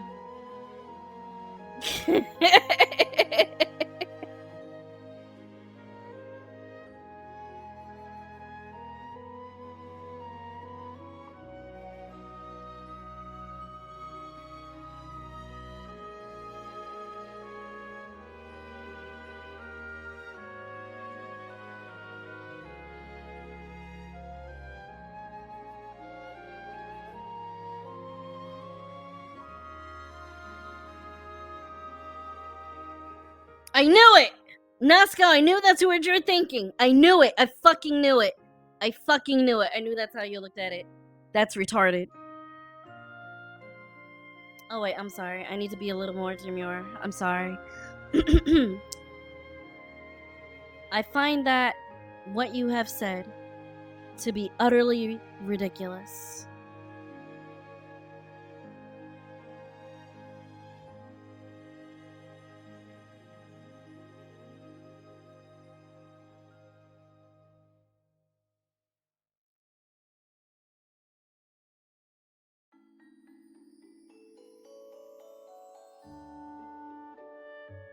It ignores all context behind DMC Devil May Cry.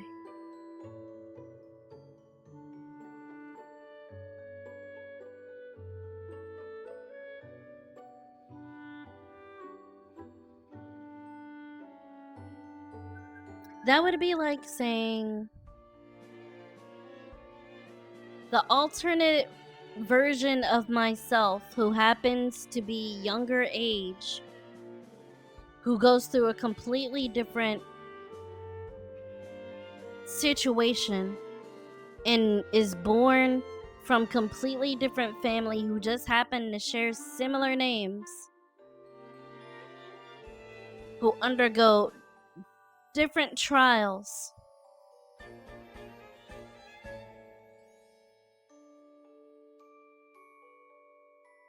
is essentially a prequel to the current me, who didn't go through any of that,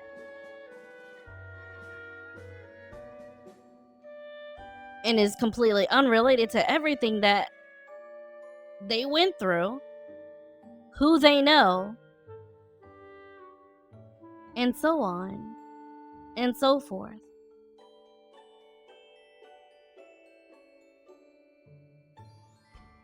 There's nothing in the modern Devil May Cry franchise where there exists evil government are demons. There's nothing saying there's nothing in the Devil May Cry universe that has Dante ever being half angel. He's not a Nephilim.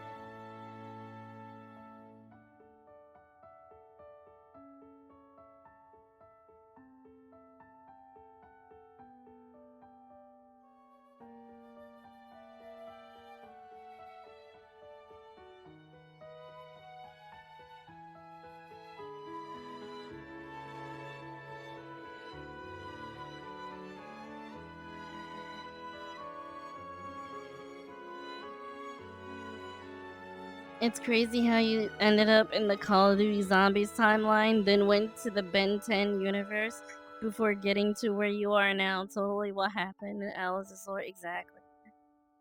All of it is true. Damn.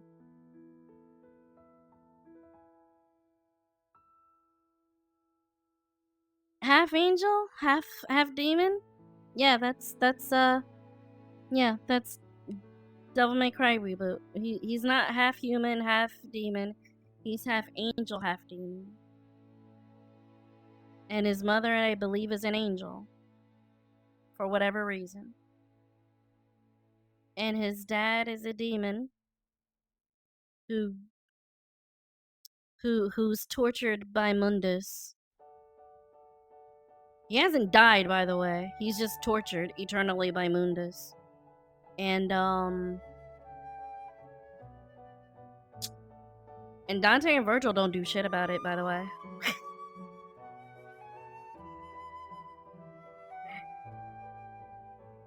He's not dead. They just don't do anything about it. They yeah.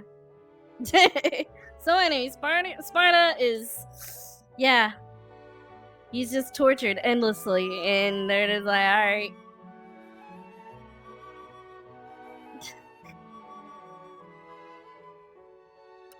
Okay.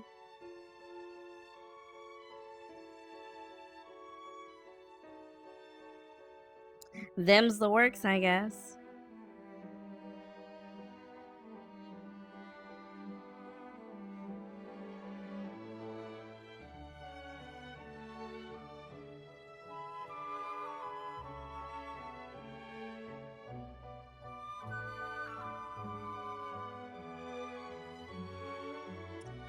Were they trying to do some alternate timeline or something?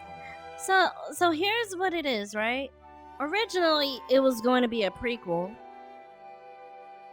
But then they decided, no, we're going to do an alternate universe. But then they finally went and said it's going to be a reboot. That's how that went.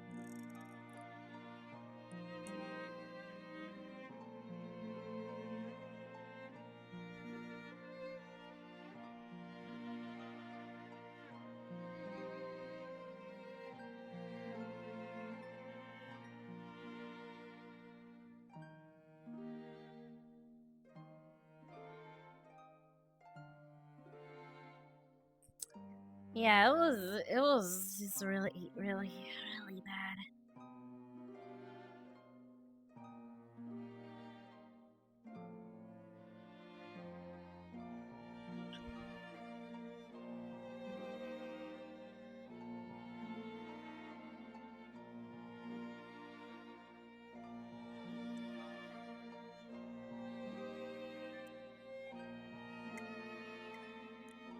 Yeah, Capcom was definitely going through a lot of stuff.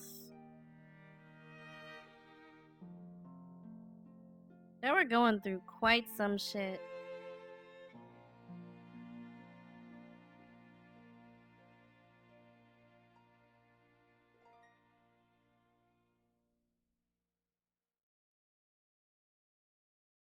Nero's a fun character to play. I never had a problem with Nero. I know people were just like, oh my gosh, Devil May Cry 4, you don't play as Dante as much. And I'm just like, I get it. You know? You're like, oh, Devil May Cry 4? Awesome. Wait, I'm expecting Dante. Who's this guy? Who the hell's this guy? Well, you're gonna be playing as this new character and whatnot, and you're gonna end up liking this new character, right? Absolutely, because he has like a love interest and stuff, and you're gonna be that guy. You're gonna be that guy. It's like great, I guess. Sure. Um, but then you play as him. He's like, I guess he's alright. But I want Dante. It's like, I guess he's okay. But where's Dante? I got this game for Dante. I mean, I know Nero's on the front cover, but I came here for Dante. And then you got to play as Dante. It's like, yeah, I get to play as Dante. It's so cool. But I'm repeating all of Nero's levels, going backwards. Alright, I guess. Fine, sure.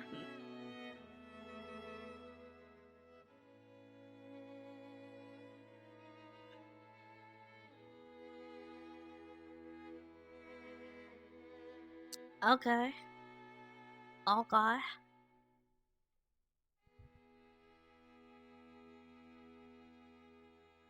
Yeah. So, like, I never, personally, I never had a problem with Nero. It was more like, oh, alright, this character is cool and all, but I want Dante.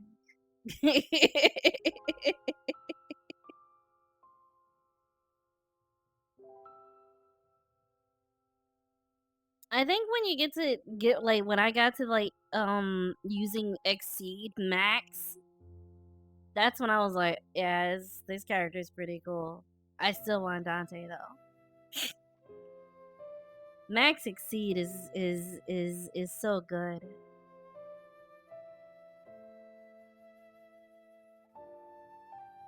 It's so good. It's satisfying. It's like, yep, there we go. I still want Dante though.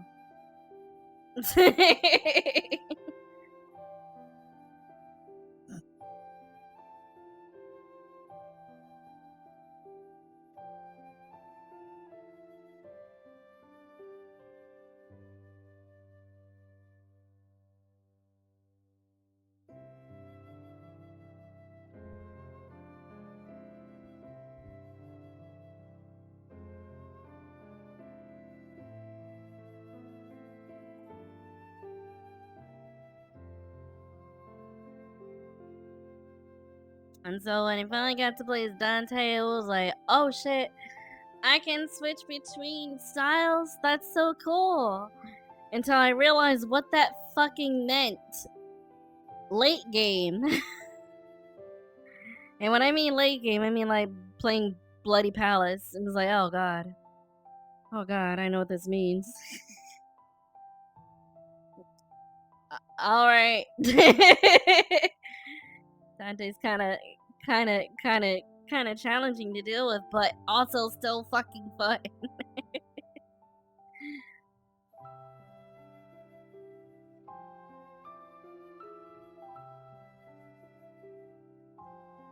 And then I got spoiled by Virgil. I was like, oh shit. I can just mash buttons and win.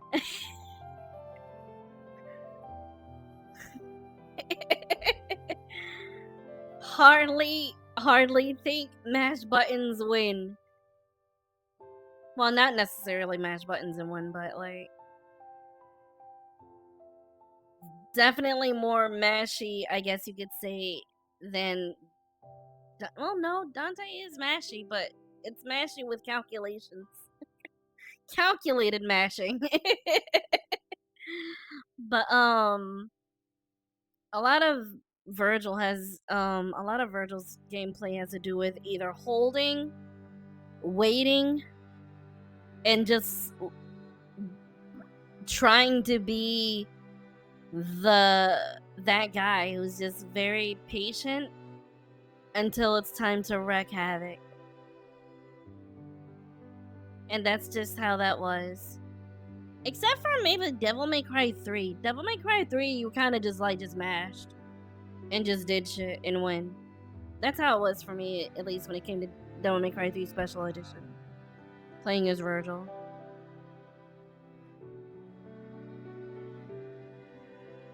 But they did him very well in Devil May Cry 4 Special Edition. And his gameplay in Devil May Cry 4 Special Edition is based off of DMC Devil May Cry reboot. So I'll give him that. Especially when I've heard that Virgil's playthrough in the DMC reboot was probably the most fun of the entire game. I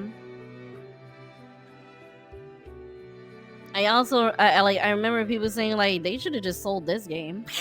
They should have just sold this as a game instead of as the DLC. Hollow Virgil. But anyway.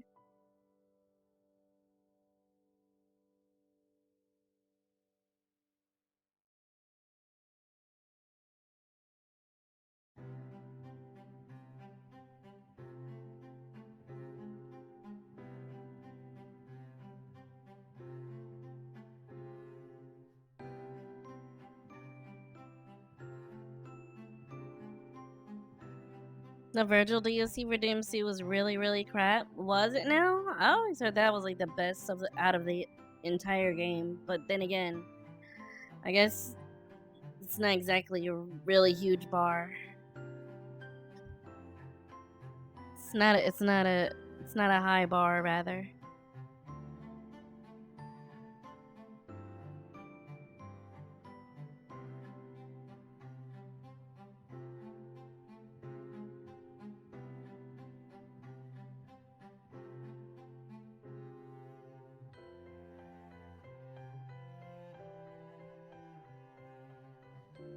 I think the only thing about Devil May Cry 5's PC port, I guess, was that it doesn't have Legendary Dark Knight mode, but it does pretty much have everything else if you have the deluxe edition, which I do have.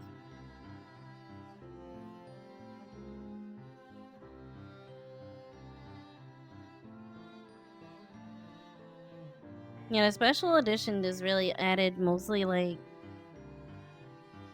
the biggest highlights basically being whatchamacallit? Legendary Dark Knight and the ray tracing thing, which is something you can get on PC. You can just mod it in.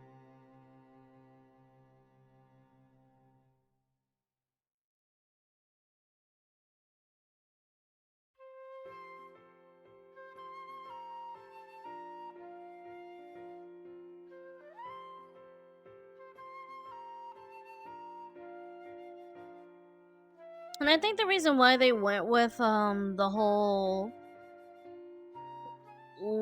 Legendary Dark Knight not being on PC is because, well, Legendary Dark Knight mode adds in a whole bunch of like enemies in one place, and they can't just be like assume people have PCs that can deal with that.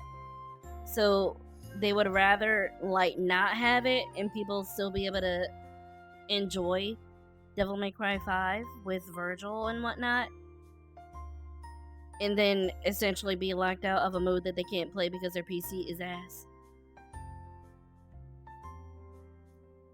So more like, if you can handle it, mod it in. If you can't, at least you still got Virgil.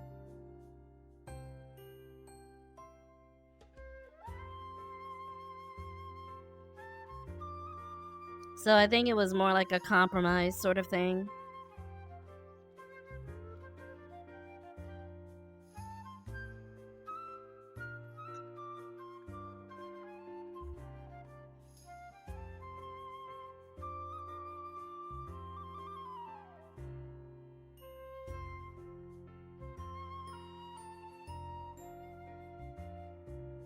Yeah. Yeah, true. I remember playing as V. V is fun. V is fun because I'm generally a really chill person. So I like chilling in a cut a lot of the times. But if I really want to like go balls to the walls crazy, I will play as like maybe Dante. But I like V. I like V. It's very, very different.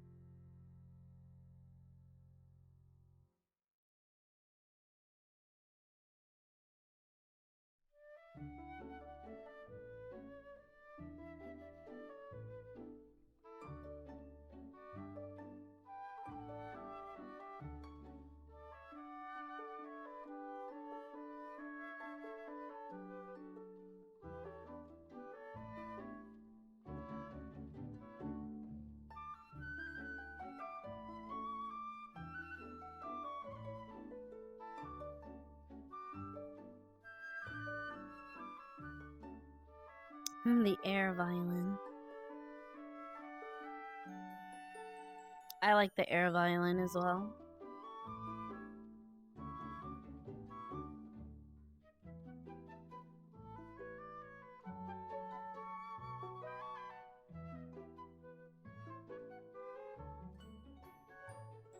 You probably should finish Devil May Cry 5.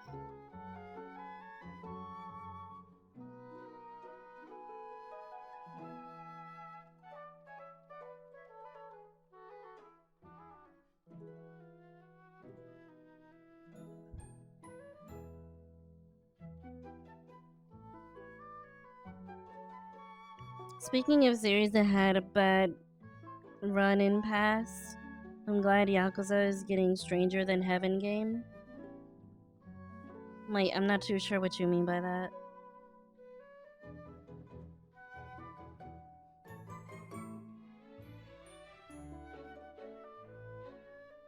Yeah, the taunt. It's a special taunt with the air violin.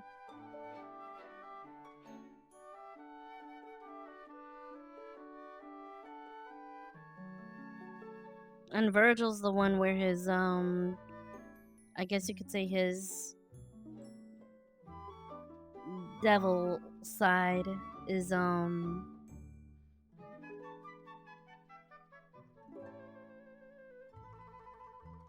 partying, dancing, schmoovin'.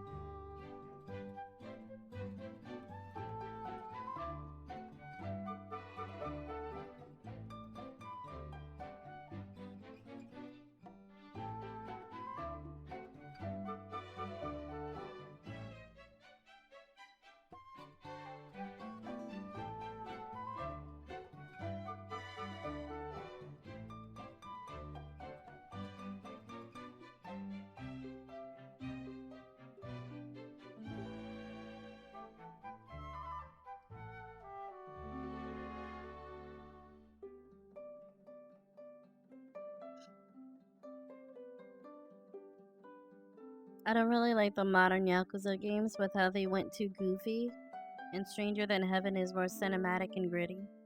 Oh, that's what you're saying.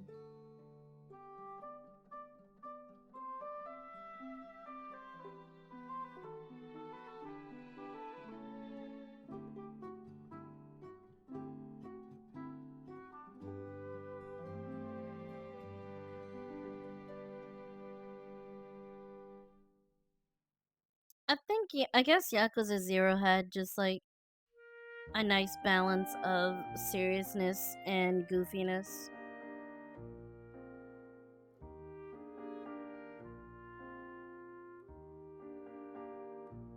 I don't know how it was for the other Yakuza games though, as I have not played them.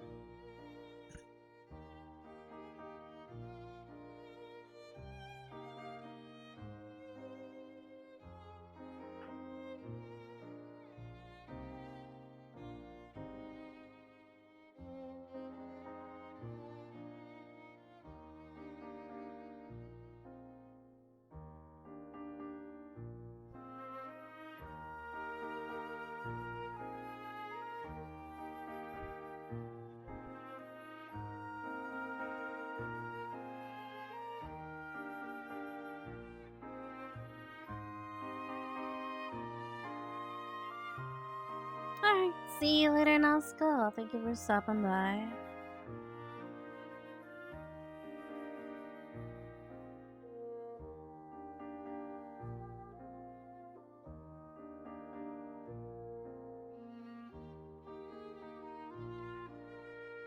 Honestly, like Yakuza 0, 1, and 2 the most. They have the most balance between serious and goofy moments. Yeah, I enjoyed Yakuza 0. Maybe I'll play Kiwami 1 and 2 at one point. Or at some point, rather. And...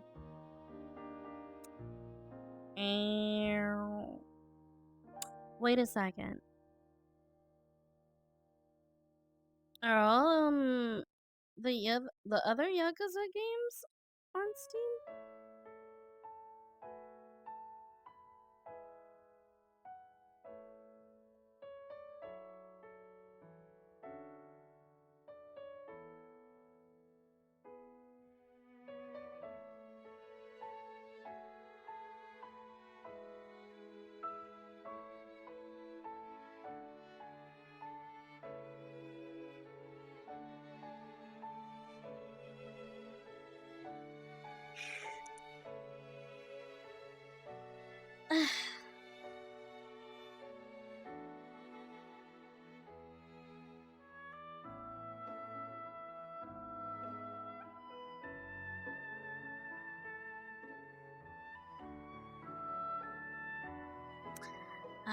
My back's bothering me.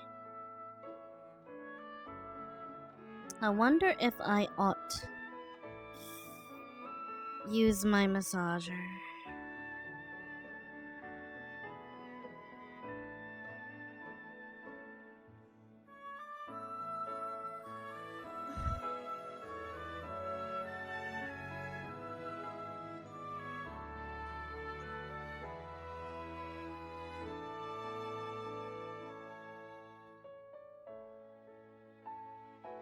Although, I don't know if it'll actually help.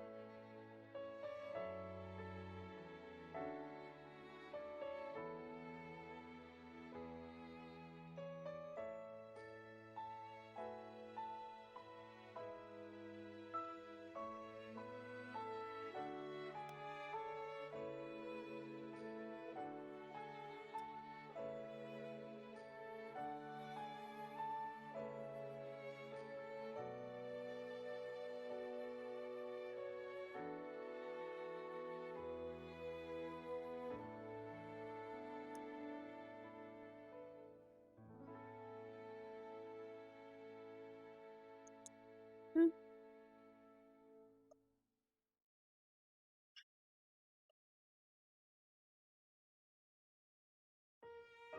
Uh, Project 64.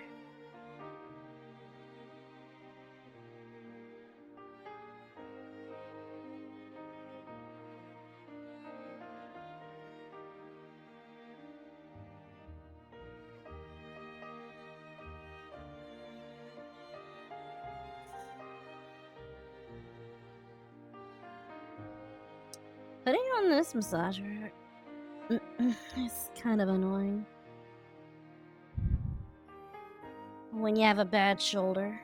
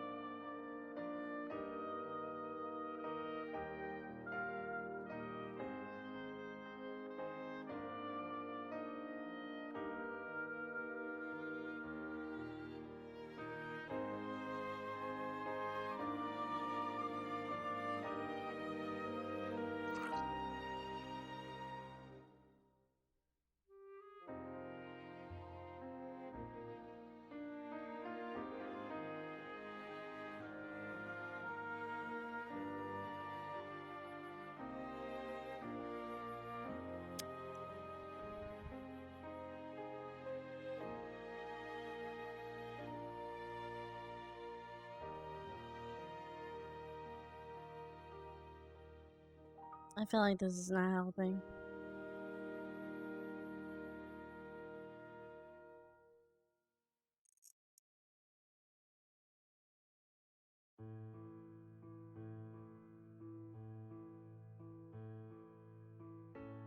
It's pinching my skin and rolling my neck.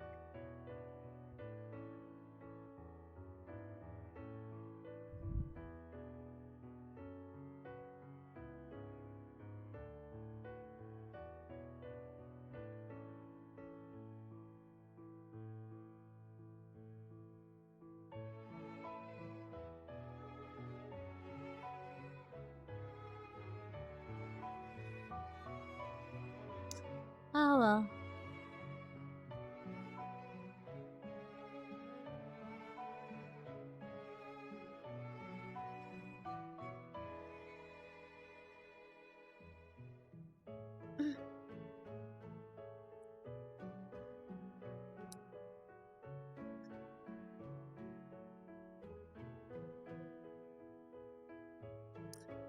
Anyway.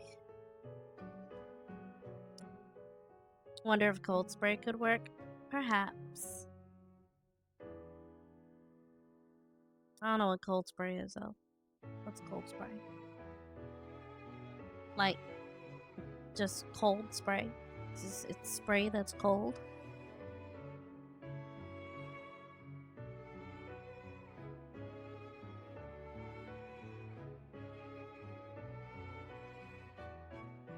Cryotherapy spray?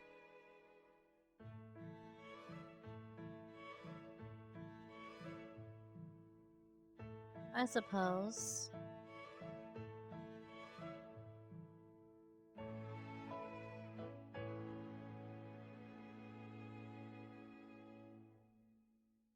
It's something that I'm willing to try out.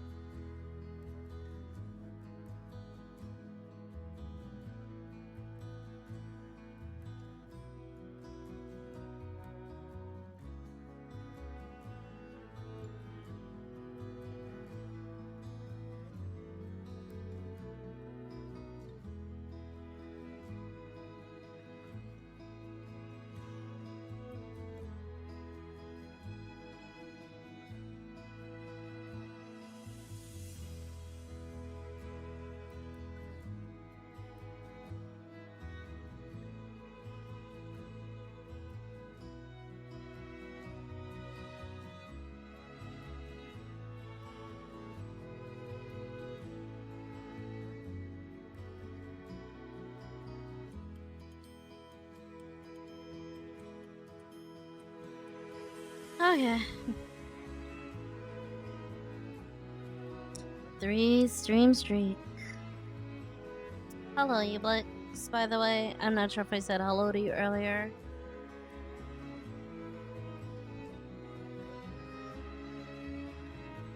But in case I didn't, decided to say it then.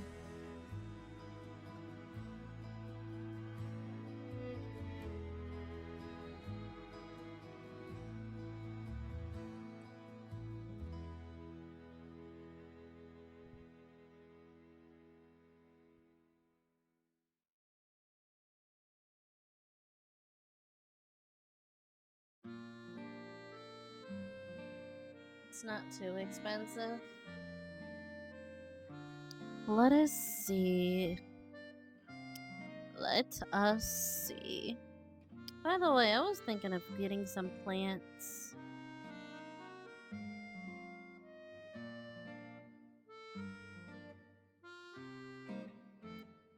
I'm not good at taking care of them, though.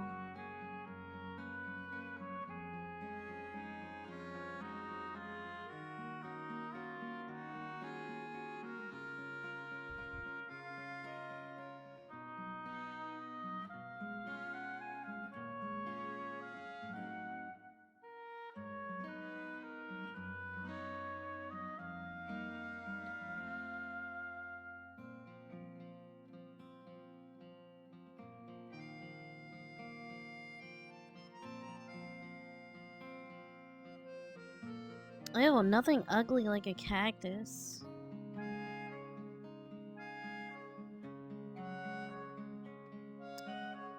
Something that brings a good mood.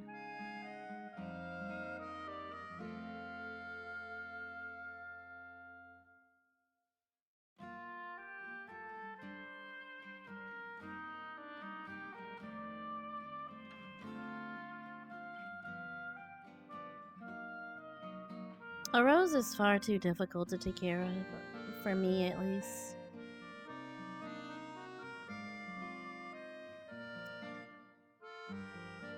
As fitting as it would be.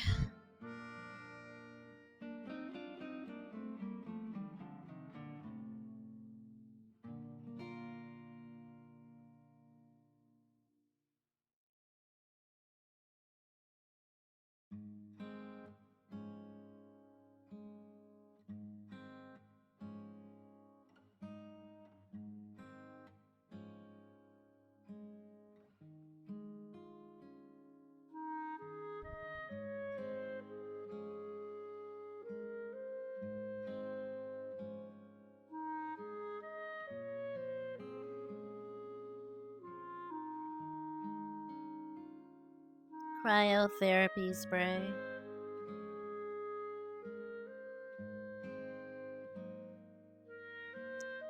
One spray is about $13, $14.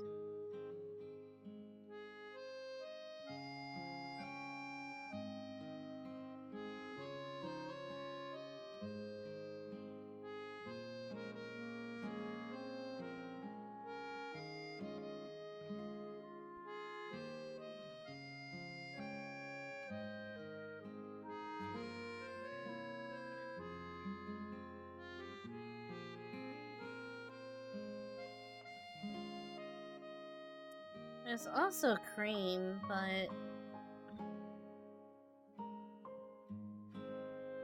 don't think I can spread back there. So I probably need spray.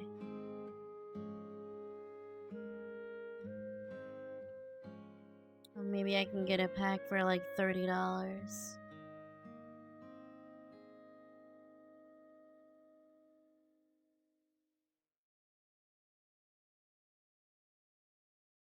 What usually works better for me? I don't fucking know. Nothing works for me.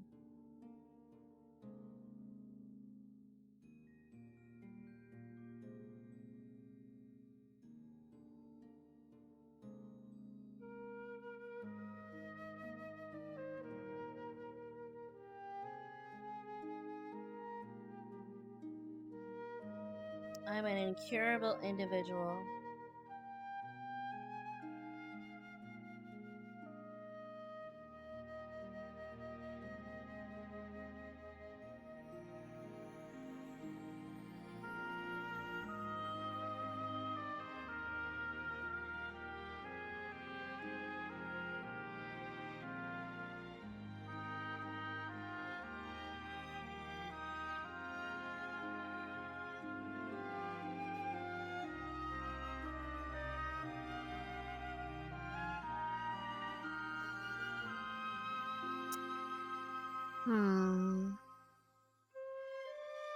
But yeah, I'll look into getting that later.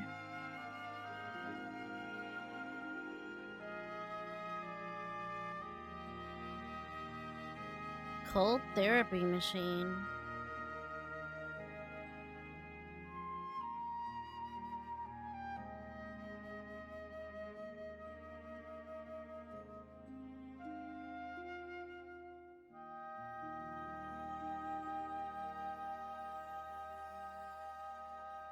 Need a good stretch.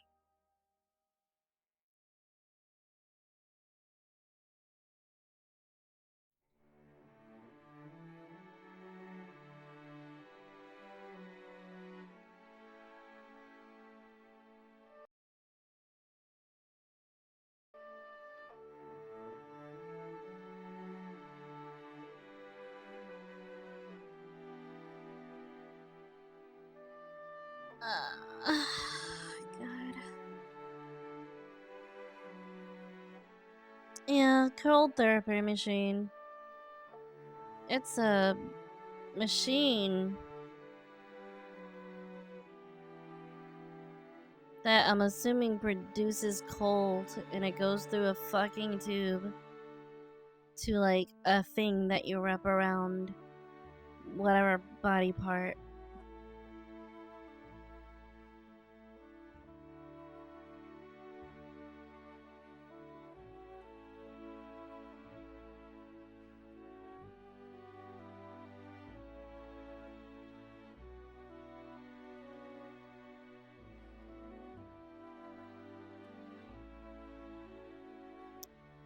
From what it looks like, they go by around as little as $100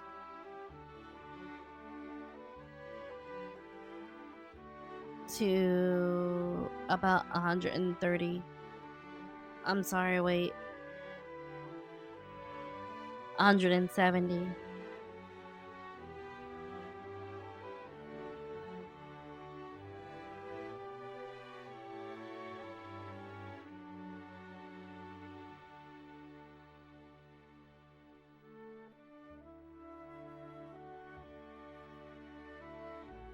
I'm not sure if the cold is good for my body though.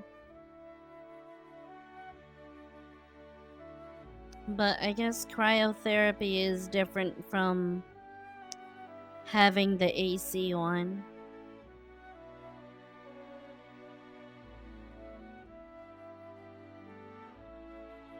And feeling like your body is gone old because it can't move as much in the cold.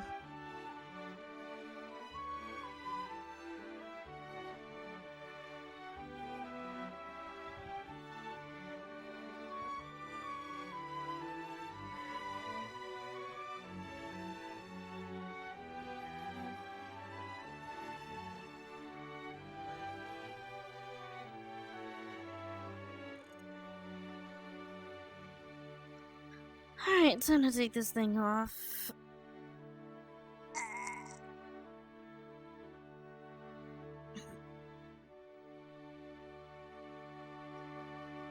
It's different than an ice pack though. No, I'm not thinking about an ice pack. Considering it's a spray.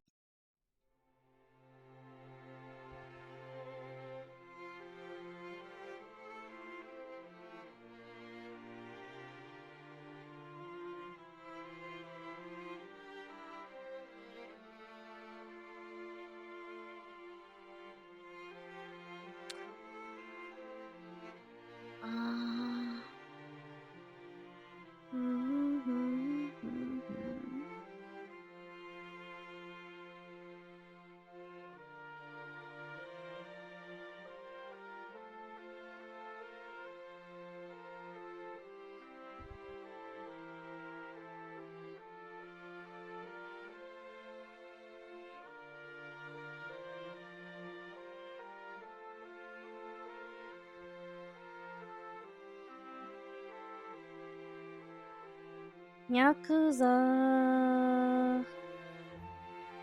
Kiwami 3 and Dark Ties. Is Dark Ties considered part 4 or a different game?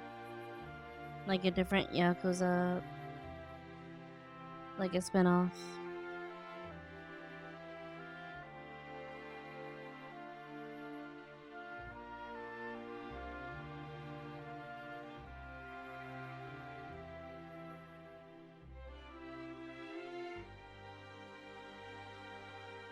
It's shit?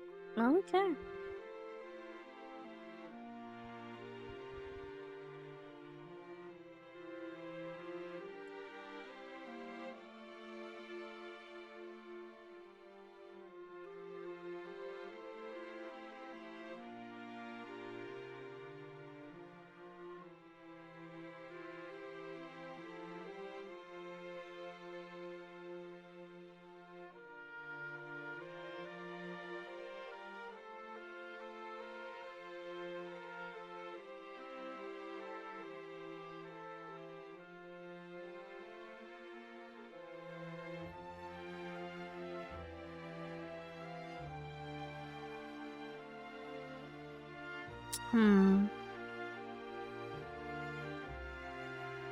Oh. Did Saloon Simulator finally get an update? Looks like Gone Fishing also got an update recently.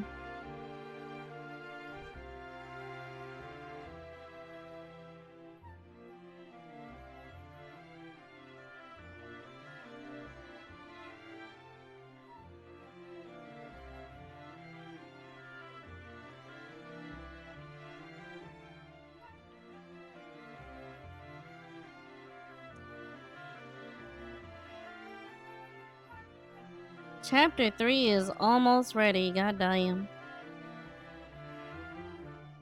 Oh wait, Chapter 3? Oh, it's available. Oh.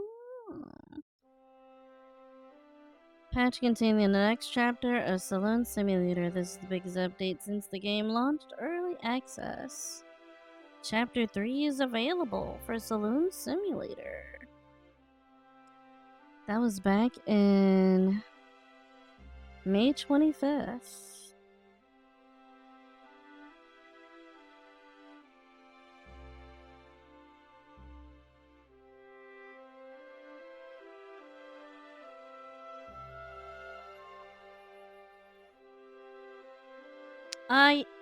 Yeah, it's called Shoost.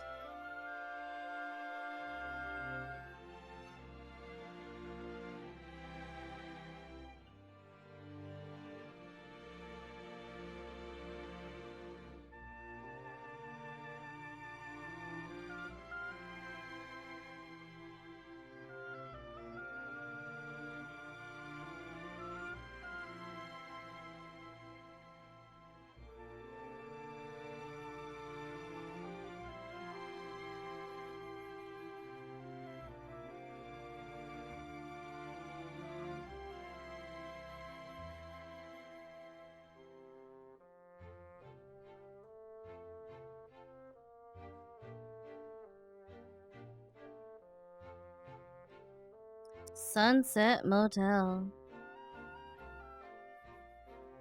Mostly positive.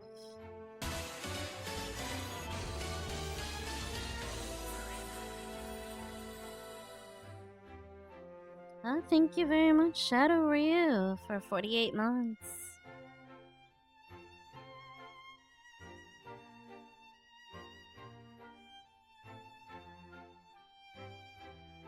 Gone Fishing is multiplayer. It's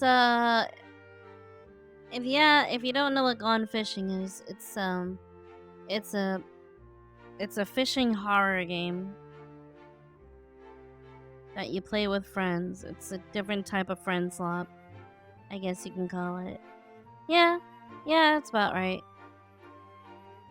You get fish, you sacrifice it to some demonic god or whatever, and there's monsters and stuff.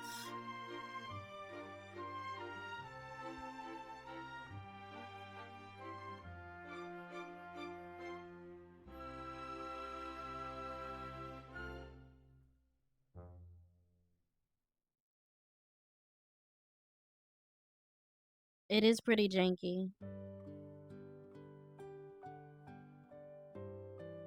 What if you don't have friends? Well, you go fish by yourself. I just...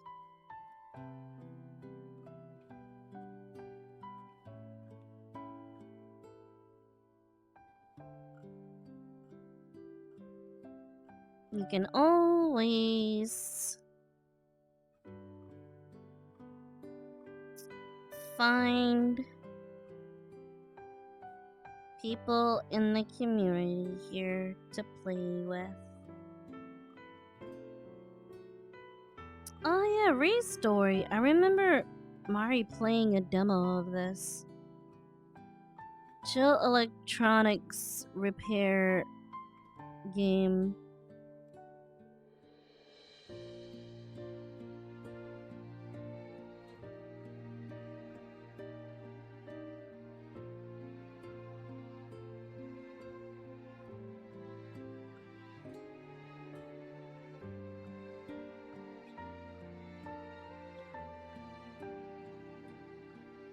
Restore your island. What the heck is this? It feels like it's Polish.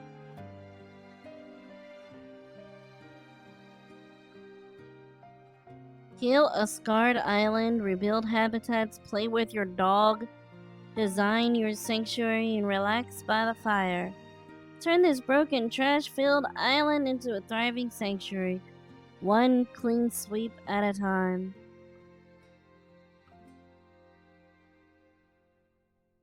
Oh, this looks horrible.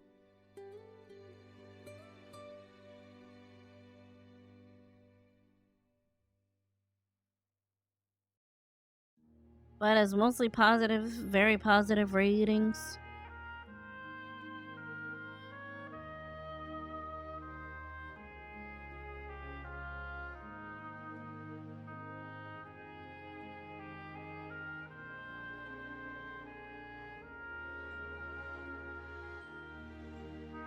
Getting another gridlock today?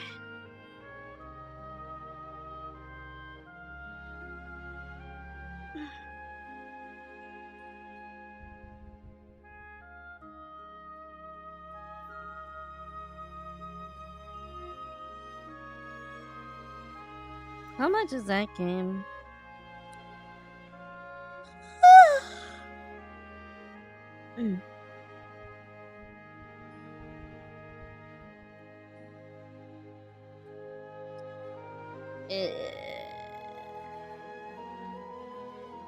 It's 10:39 currently until June 11th.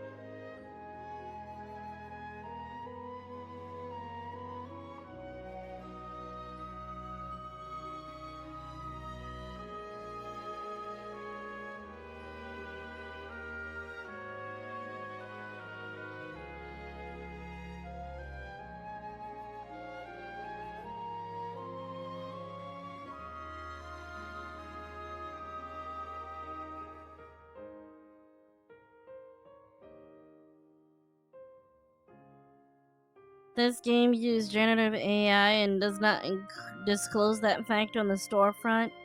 One of the laziest intros I've seen to a game in years. It looks like one of those fake slot mobile game advertisements.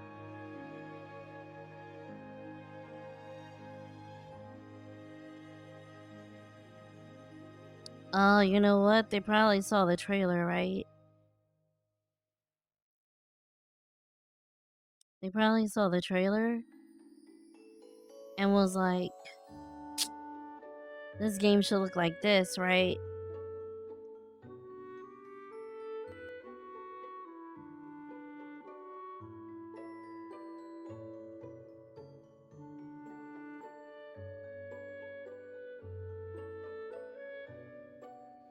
But it doesn't look like that.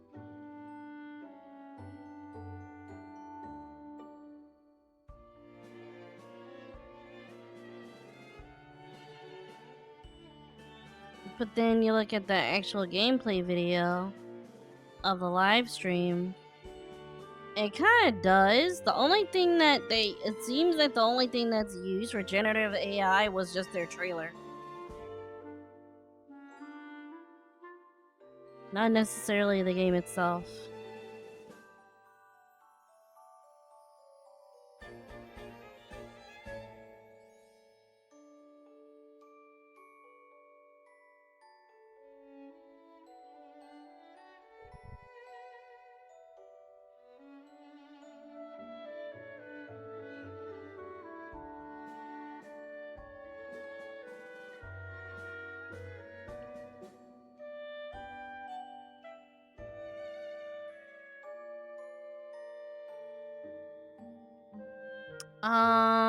What am I looking at? It was restore your island or something like that. You basically clean up the island and save trapped animals and shit that's just kind of like, for whatever fucking reason, washed up on the island or whatever. And you restore it. Make it your little civilization. Civilization? Maybe that's not the right word for it.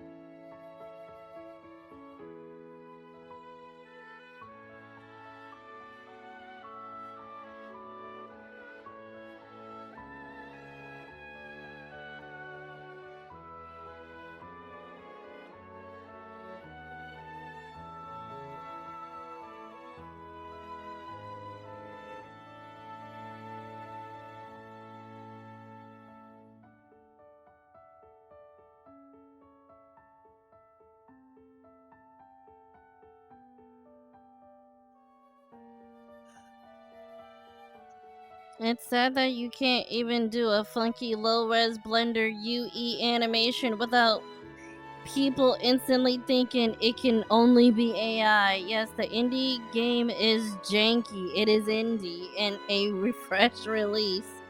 I love the fact that the game doesn't take itself too seriously. I'm here to clean up trash, not have a story novel to uncover. It actually tilts me seeing these short bus negative reviews.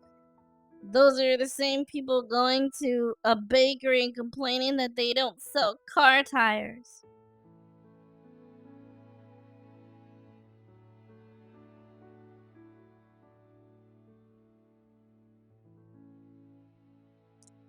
That is quite the review.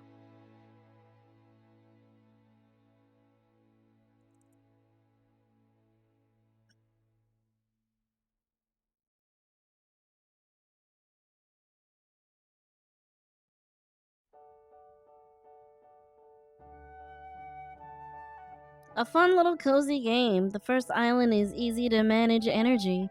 After feeding the first few trees, you never need to purchase from the shop. The second island drags a bit more.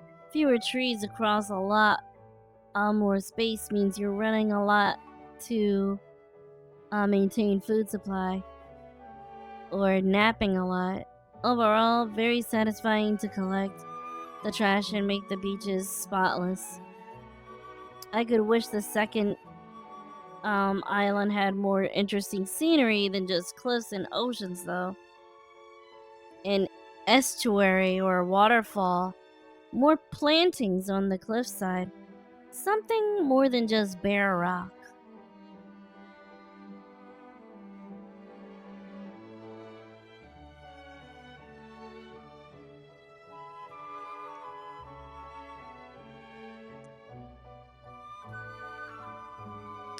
So it seems like it's a cozy game that kind of sort of currently kind of makes you want to ask for more. Am I gonna get it? No, not right now.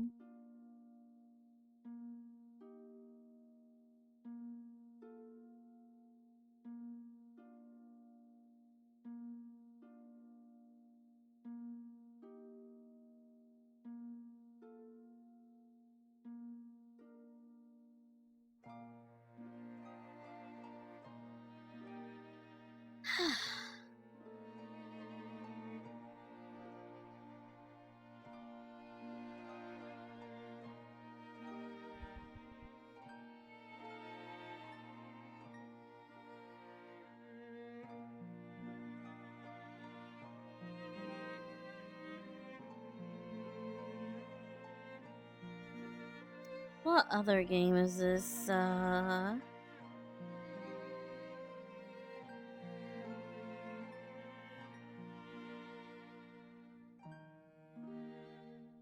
forgot Power Wash Simulator 2 was a thing. I have no change? What is that? Atmospheric first-person relaxing indie realistic game. What are you, a poor guy in a post-apocalyptic? It's a first-person narrative game that immerses players in an atmosphere of a night kiosk filled with stories. Melancholia. Yeah, that's the word. And the reflections of residents from Russia's regions. Ah, this is a Polish game.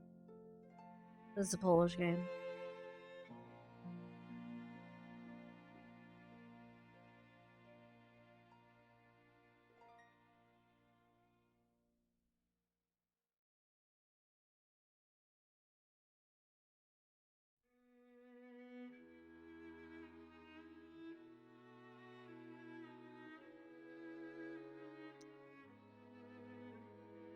Or maybe it's not. Studio Rasvet. Rasvet? Something like that.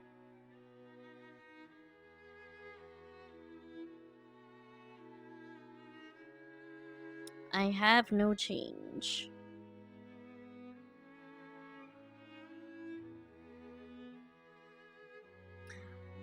More games like this. Subnautica Below Zero. Sorry, explain. American Truck Simulator is some. Alright. If you say so.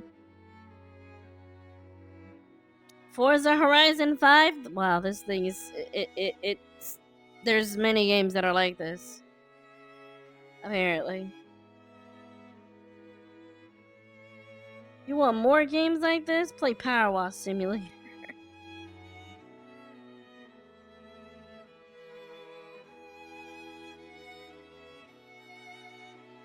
Man, I wonder if this game just has it all.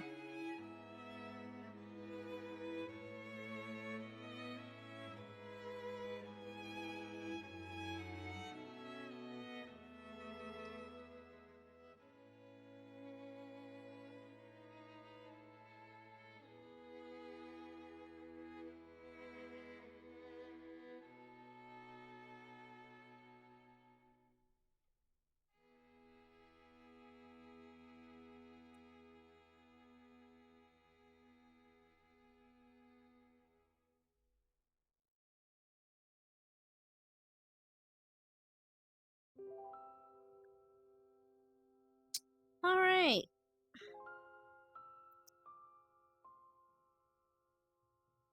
I need bread, I need small juice, bottle of cognac. Cognac. I think that's how it's pronounced. Cognac.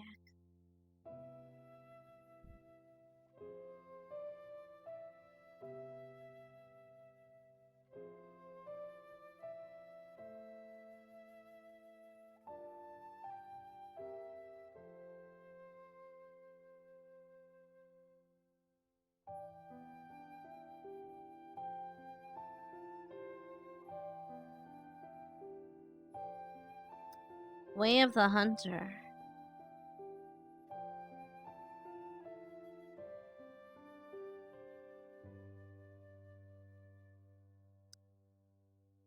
Don't think I've heard of that one.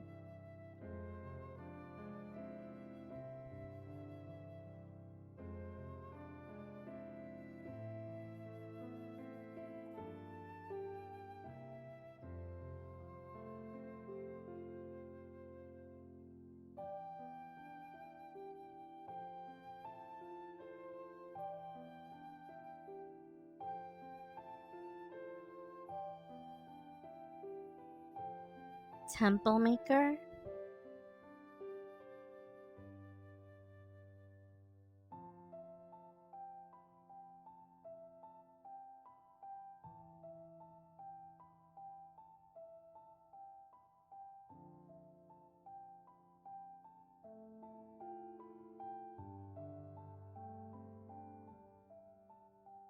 Temple Maker 64 is a third-person dungeon creator.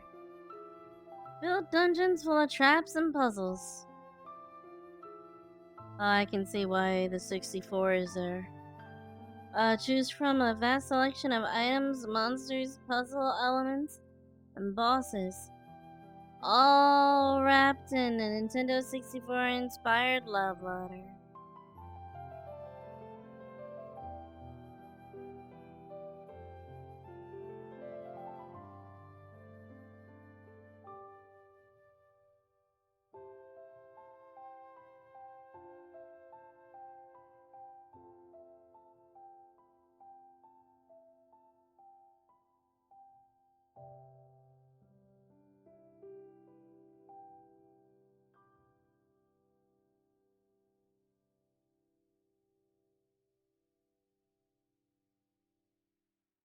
I see.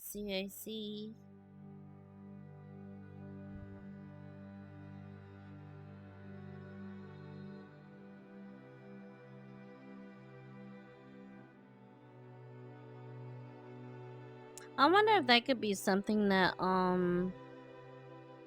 could be like a community thing. Like, I get you all to design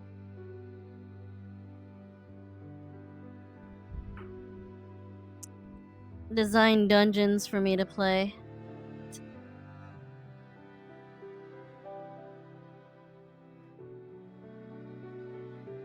And figure out puzzles for.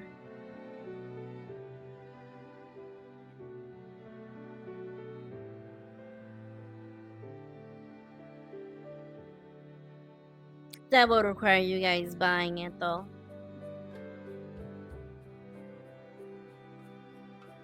But wait, I don't know if you're able to. Are you able to just like share your not share your game, but what's the word I'm looking for?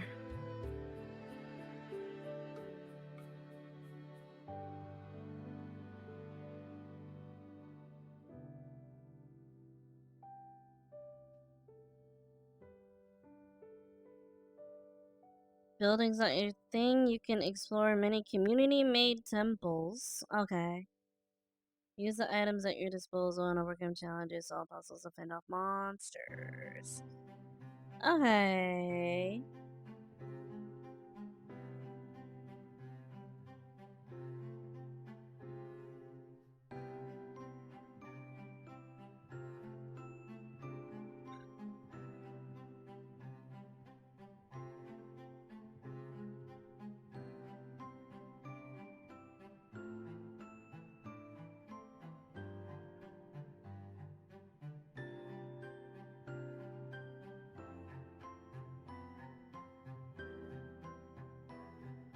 Temple Maker 64.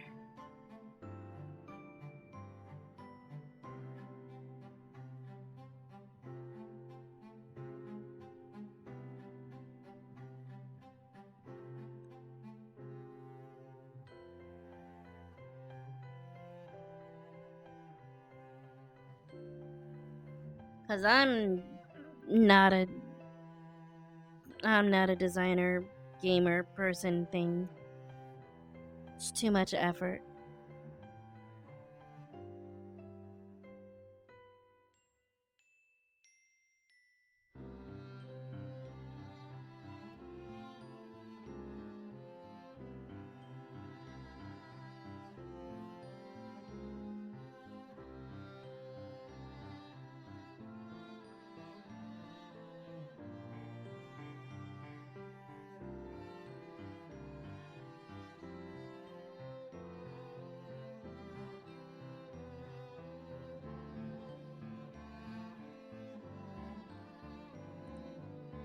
But I think that'd be a good idea.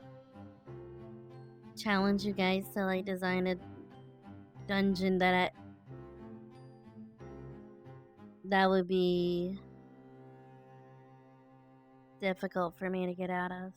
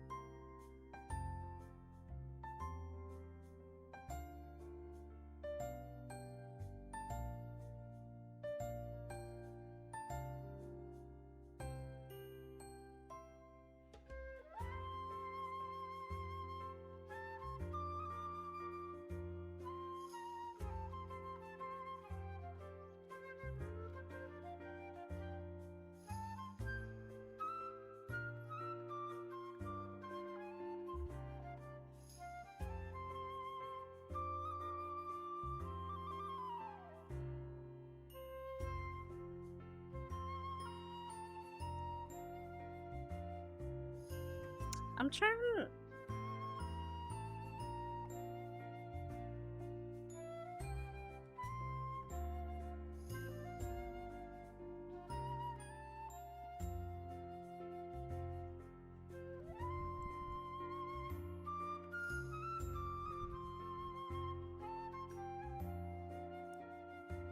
Alright, so I'll be following it. I'm not gonna put it in my wish list yet, but I'll follow it and see how things go from there. Release date is to be announced, which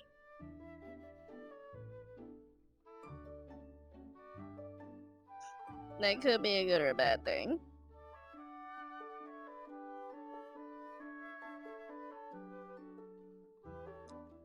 We will never get Taxi Simulator.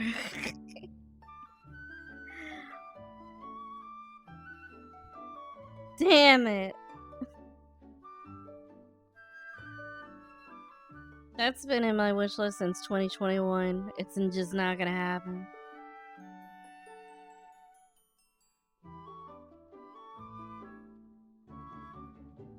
It's perpetually on to be announced. Devlog number 6. Oh, okay, wait, they're still developing the game? Damn. Alright, I wonder if this is just a one person project.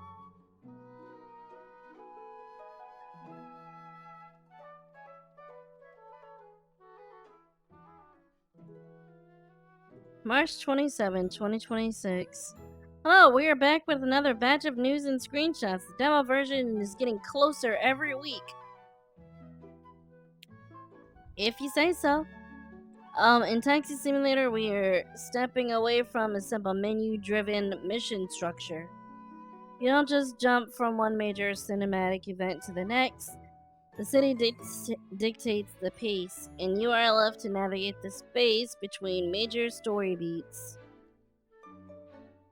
So there's a lot of story in this game, I'm assuming. This downtime is not just empty space. It is the foundation of the game's pacing.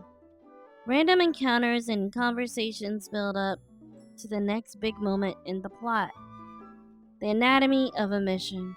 We have designed a direct link between your routine work and the unfolding narrative. Progression is tied to the physical state of the world, not just linear checklists. To move the story forward, you participate in specific sequence. A typical narrative job goes like this. The call. It always starts with a ringing phone. You receive an incoming call with full audio and UI prompts that provide context. The approach. A waypoint appears. You have to navigate the city, traffic, and reach a starting location to pick up your client or begin the task. The action. This is where the specific scenario triggers, such as a strict time trial or a complex driving challenge. The finale. Completing the objective seamlessly transitions into a cutscene that advances the plot. Alright, exploration and gating. This is where the gameplay loop tightens. After a major cutscene ends, the next story mission is locked. You do not get another call immediately. You enter the exploration phase. To unlock the next chapter, you need to actively change the world state. This creates a natural, satisfying rhythm. Explore. Cruise the streets freely, taking in the atmosphere and observing the city. Engage. Trigger specific world events. This means talking to key NPCs on the street or driving through designated zone triggers. Shift the state. Accumulating enough of these completed events changes the background state of the game world. Escalate. Once the required threshold is met, the system automatically triggers the next major phone call, restarting the cycle. Earning the narrative. In a driving game, we want the progression to feel grounded. By By gating the main plot behind open world activities, the city feels like a genuine workplace. You will look around and realize that the plot only moves forward because you put in the hours behind the wheel. We believe this approach makes every shift feel purposeful. You are not just rushing from marker to marker, you are living the life of a driver, earning the right to uncover the next piece of the puzzle.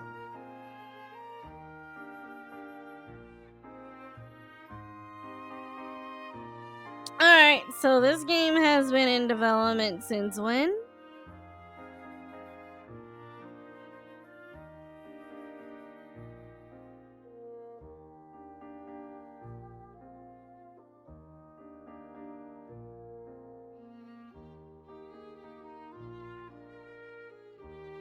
Since 2020. Wait, what?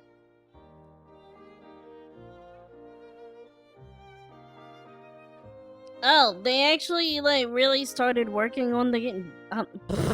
Okay.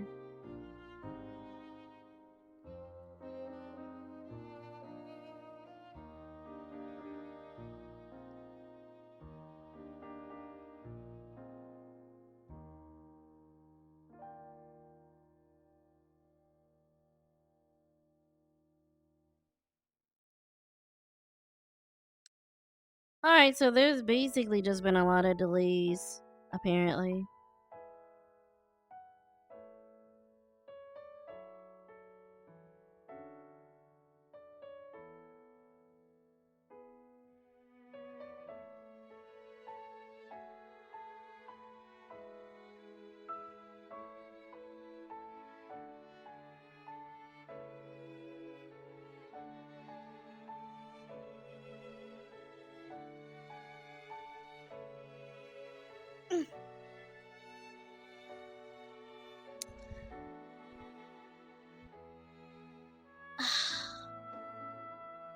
Yeah, I'm in pain.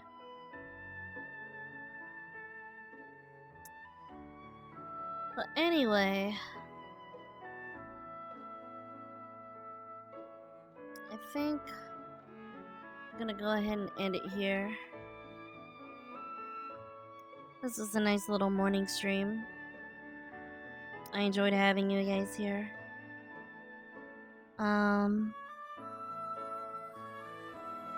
I think I'll be seeing you guys tomorrow morning. And maybe this time I'll actually play a game. Perhaps. But I hope that your Sunday, if it is Sunday for you, remains pretty chill,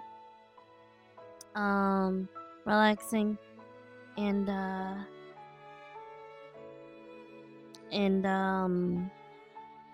guess that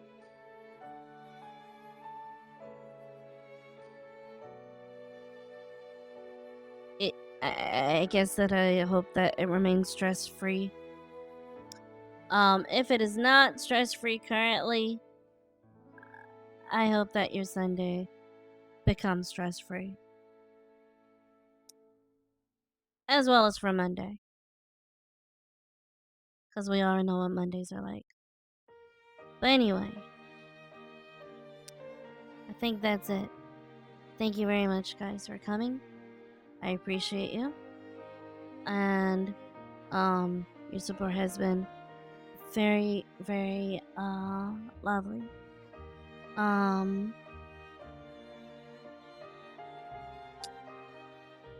And I'll see you guys tomorrow. Until next time.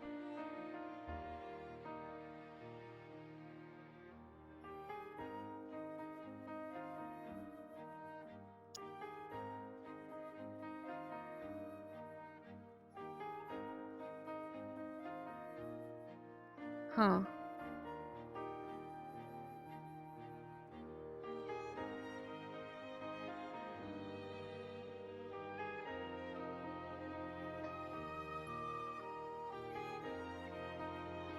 I just had a strange feeling.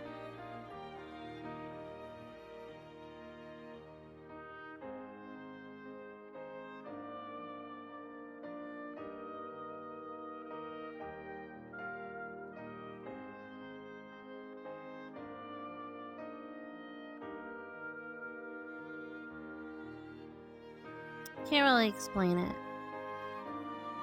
But anyway, I'll see you guys later. Until next time, be on your best behavior. And always remember to be good to yourself. Bye bye.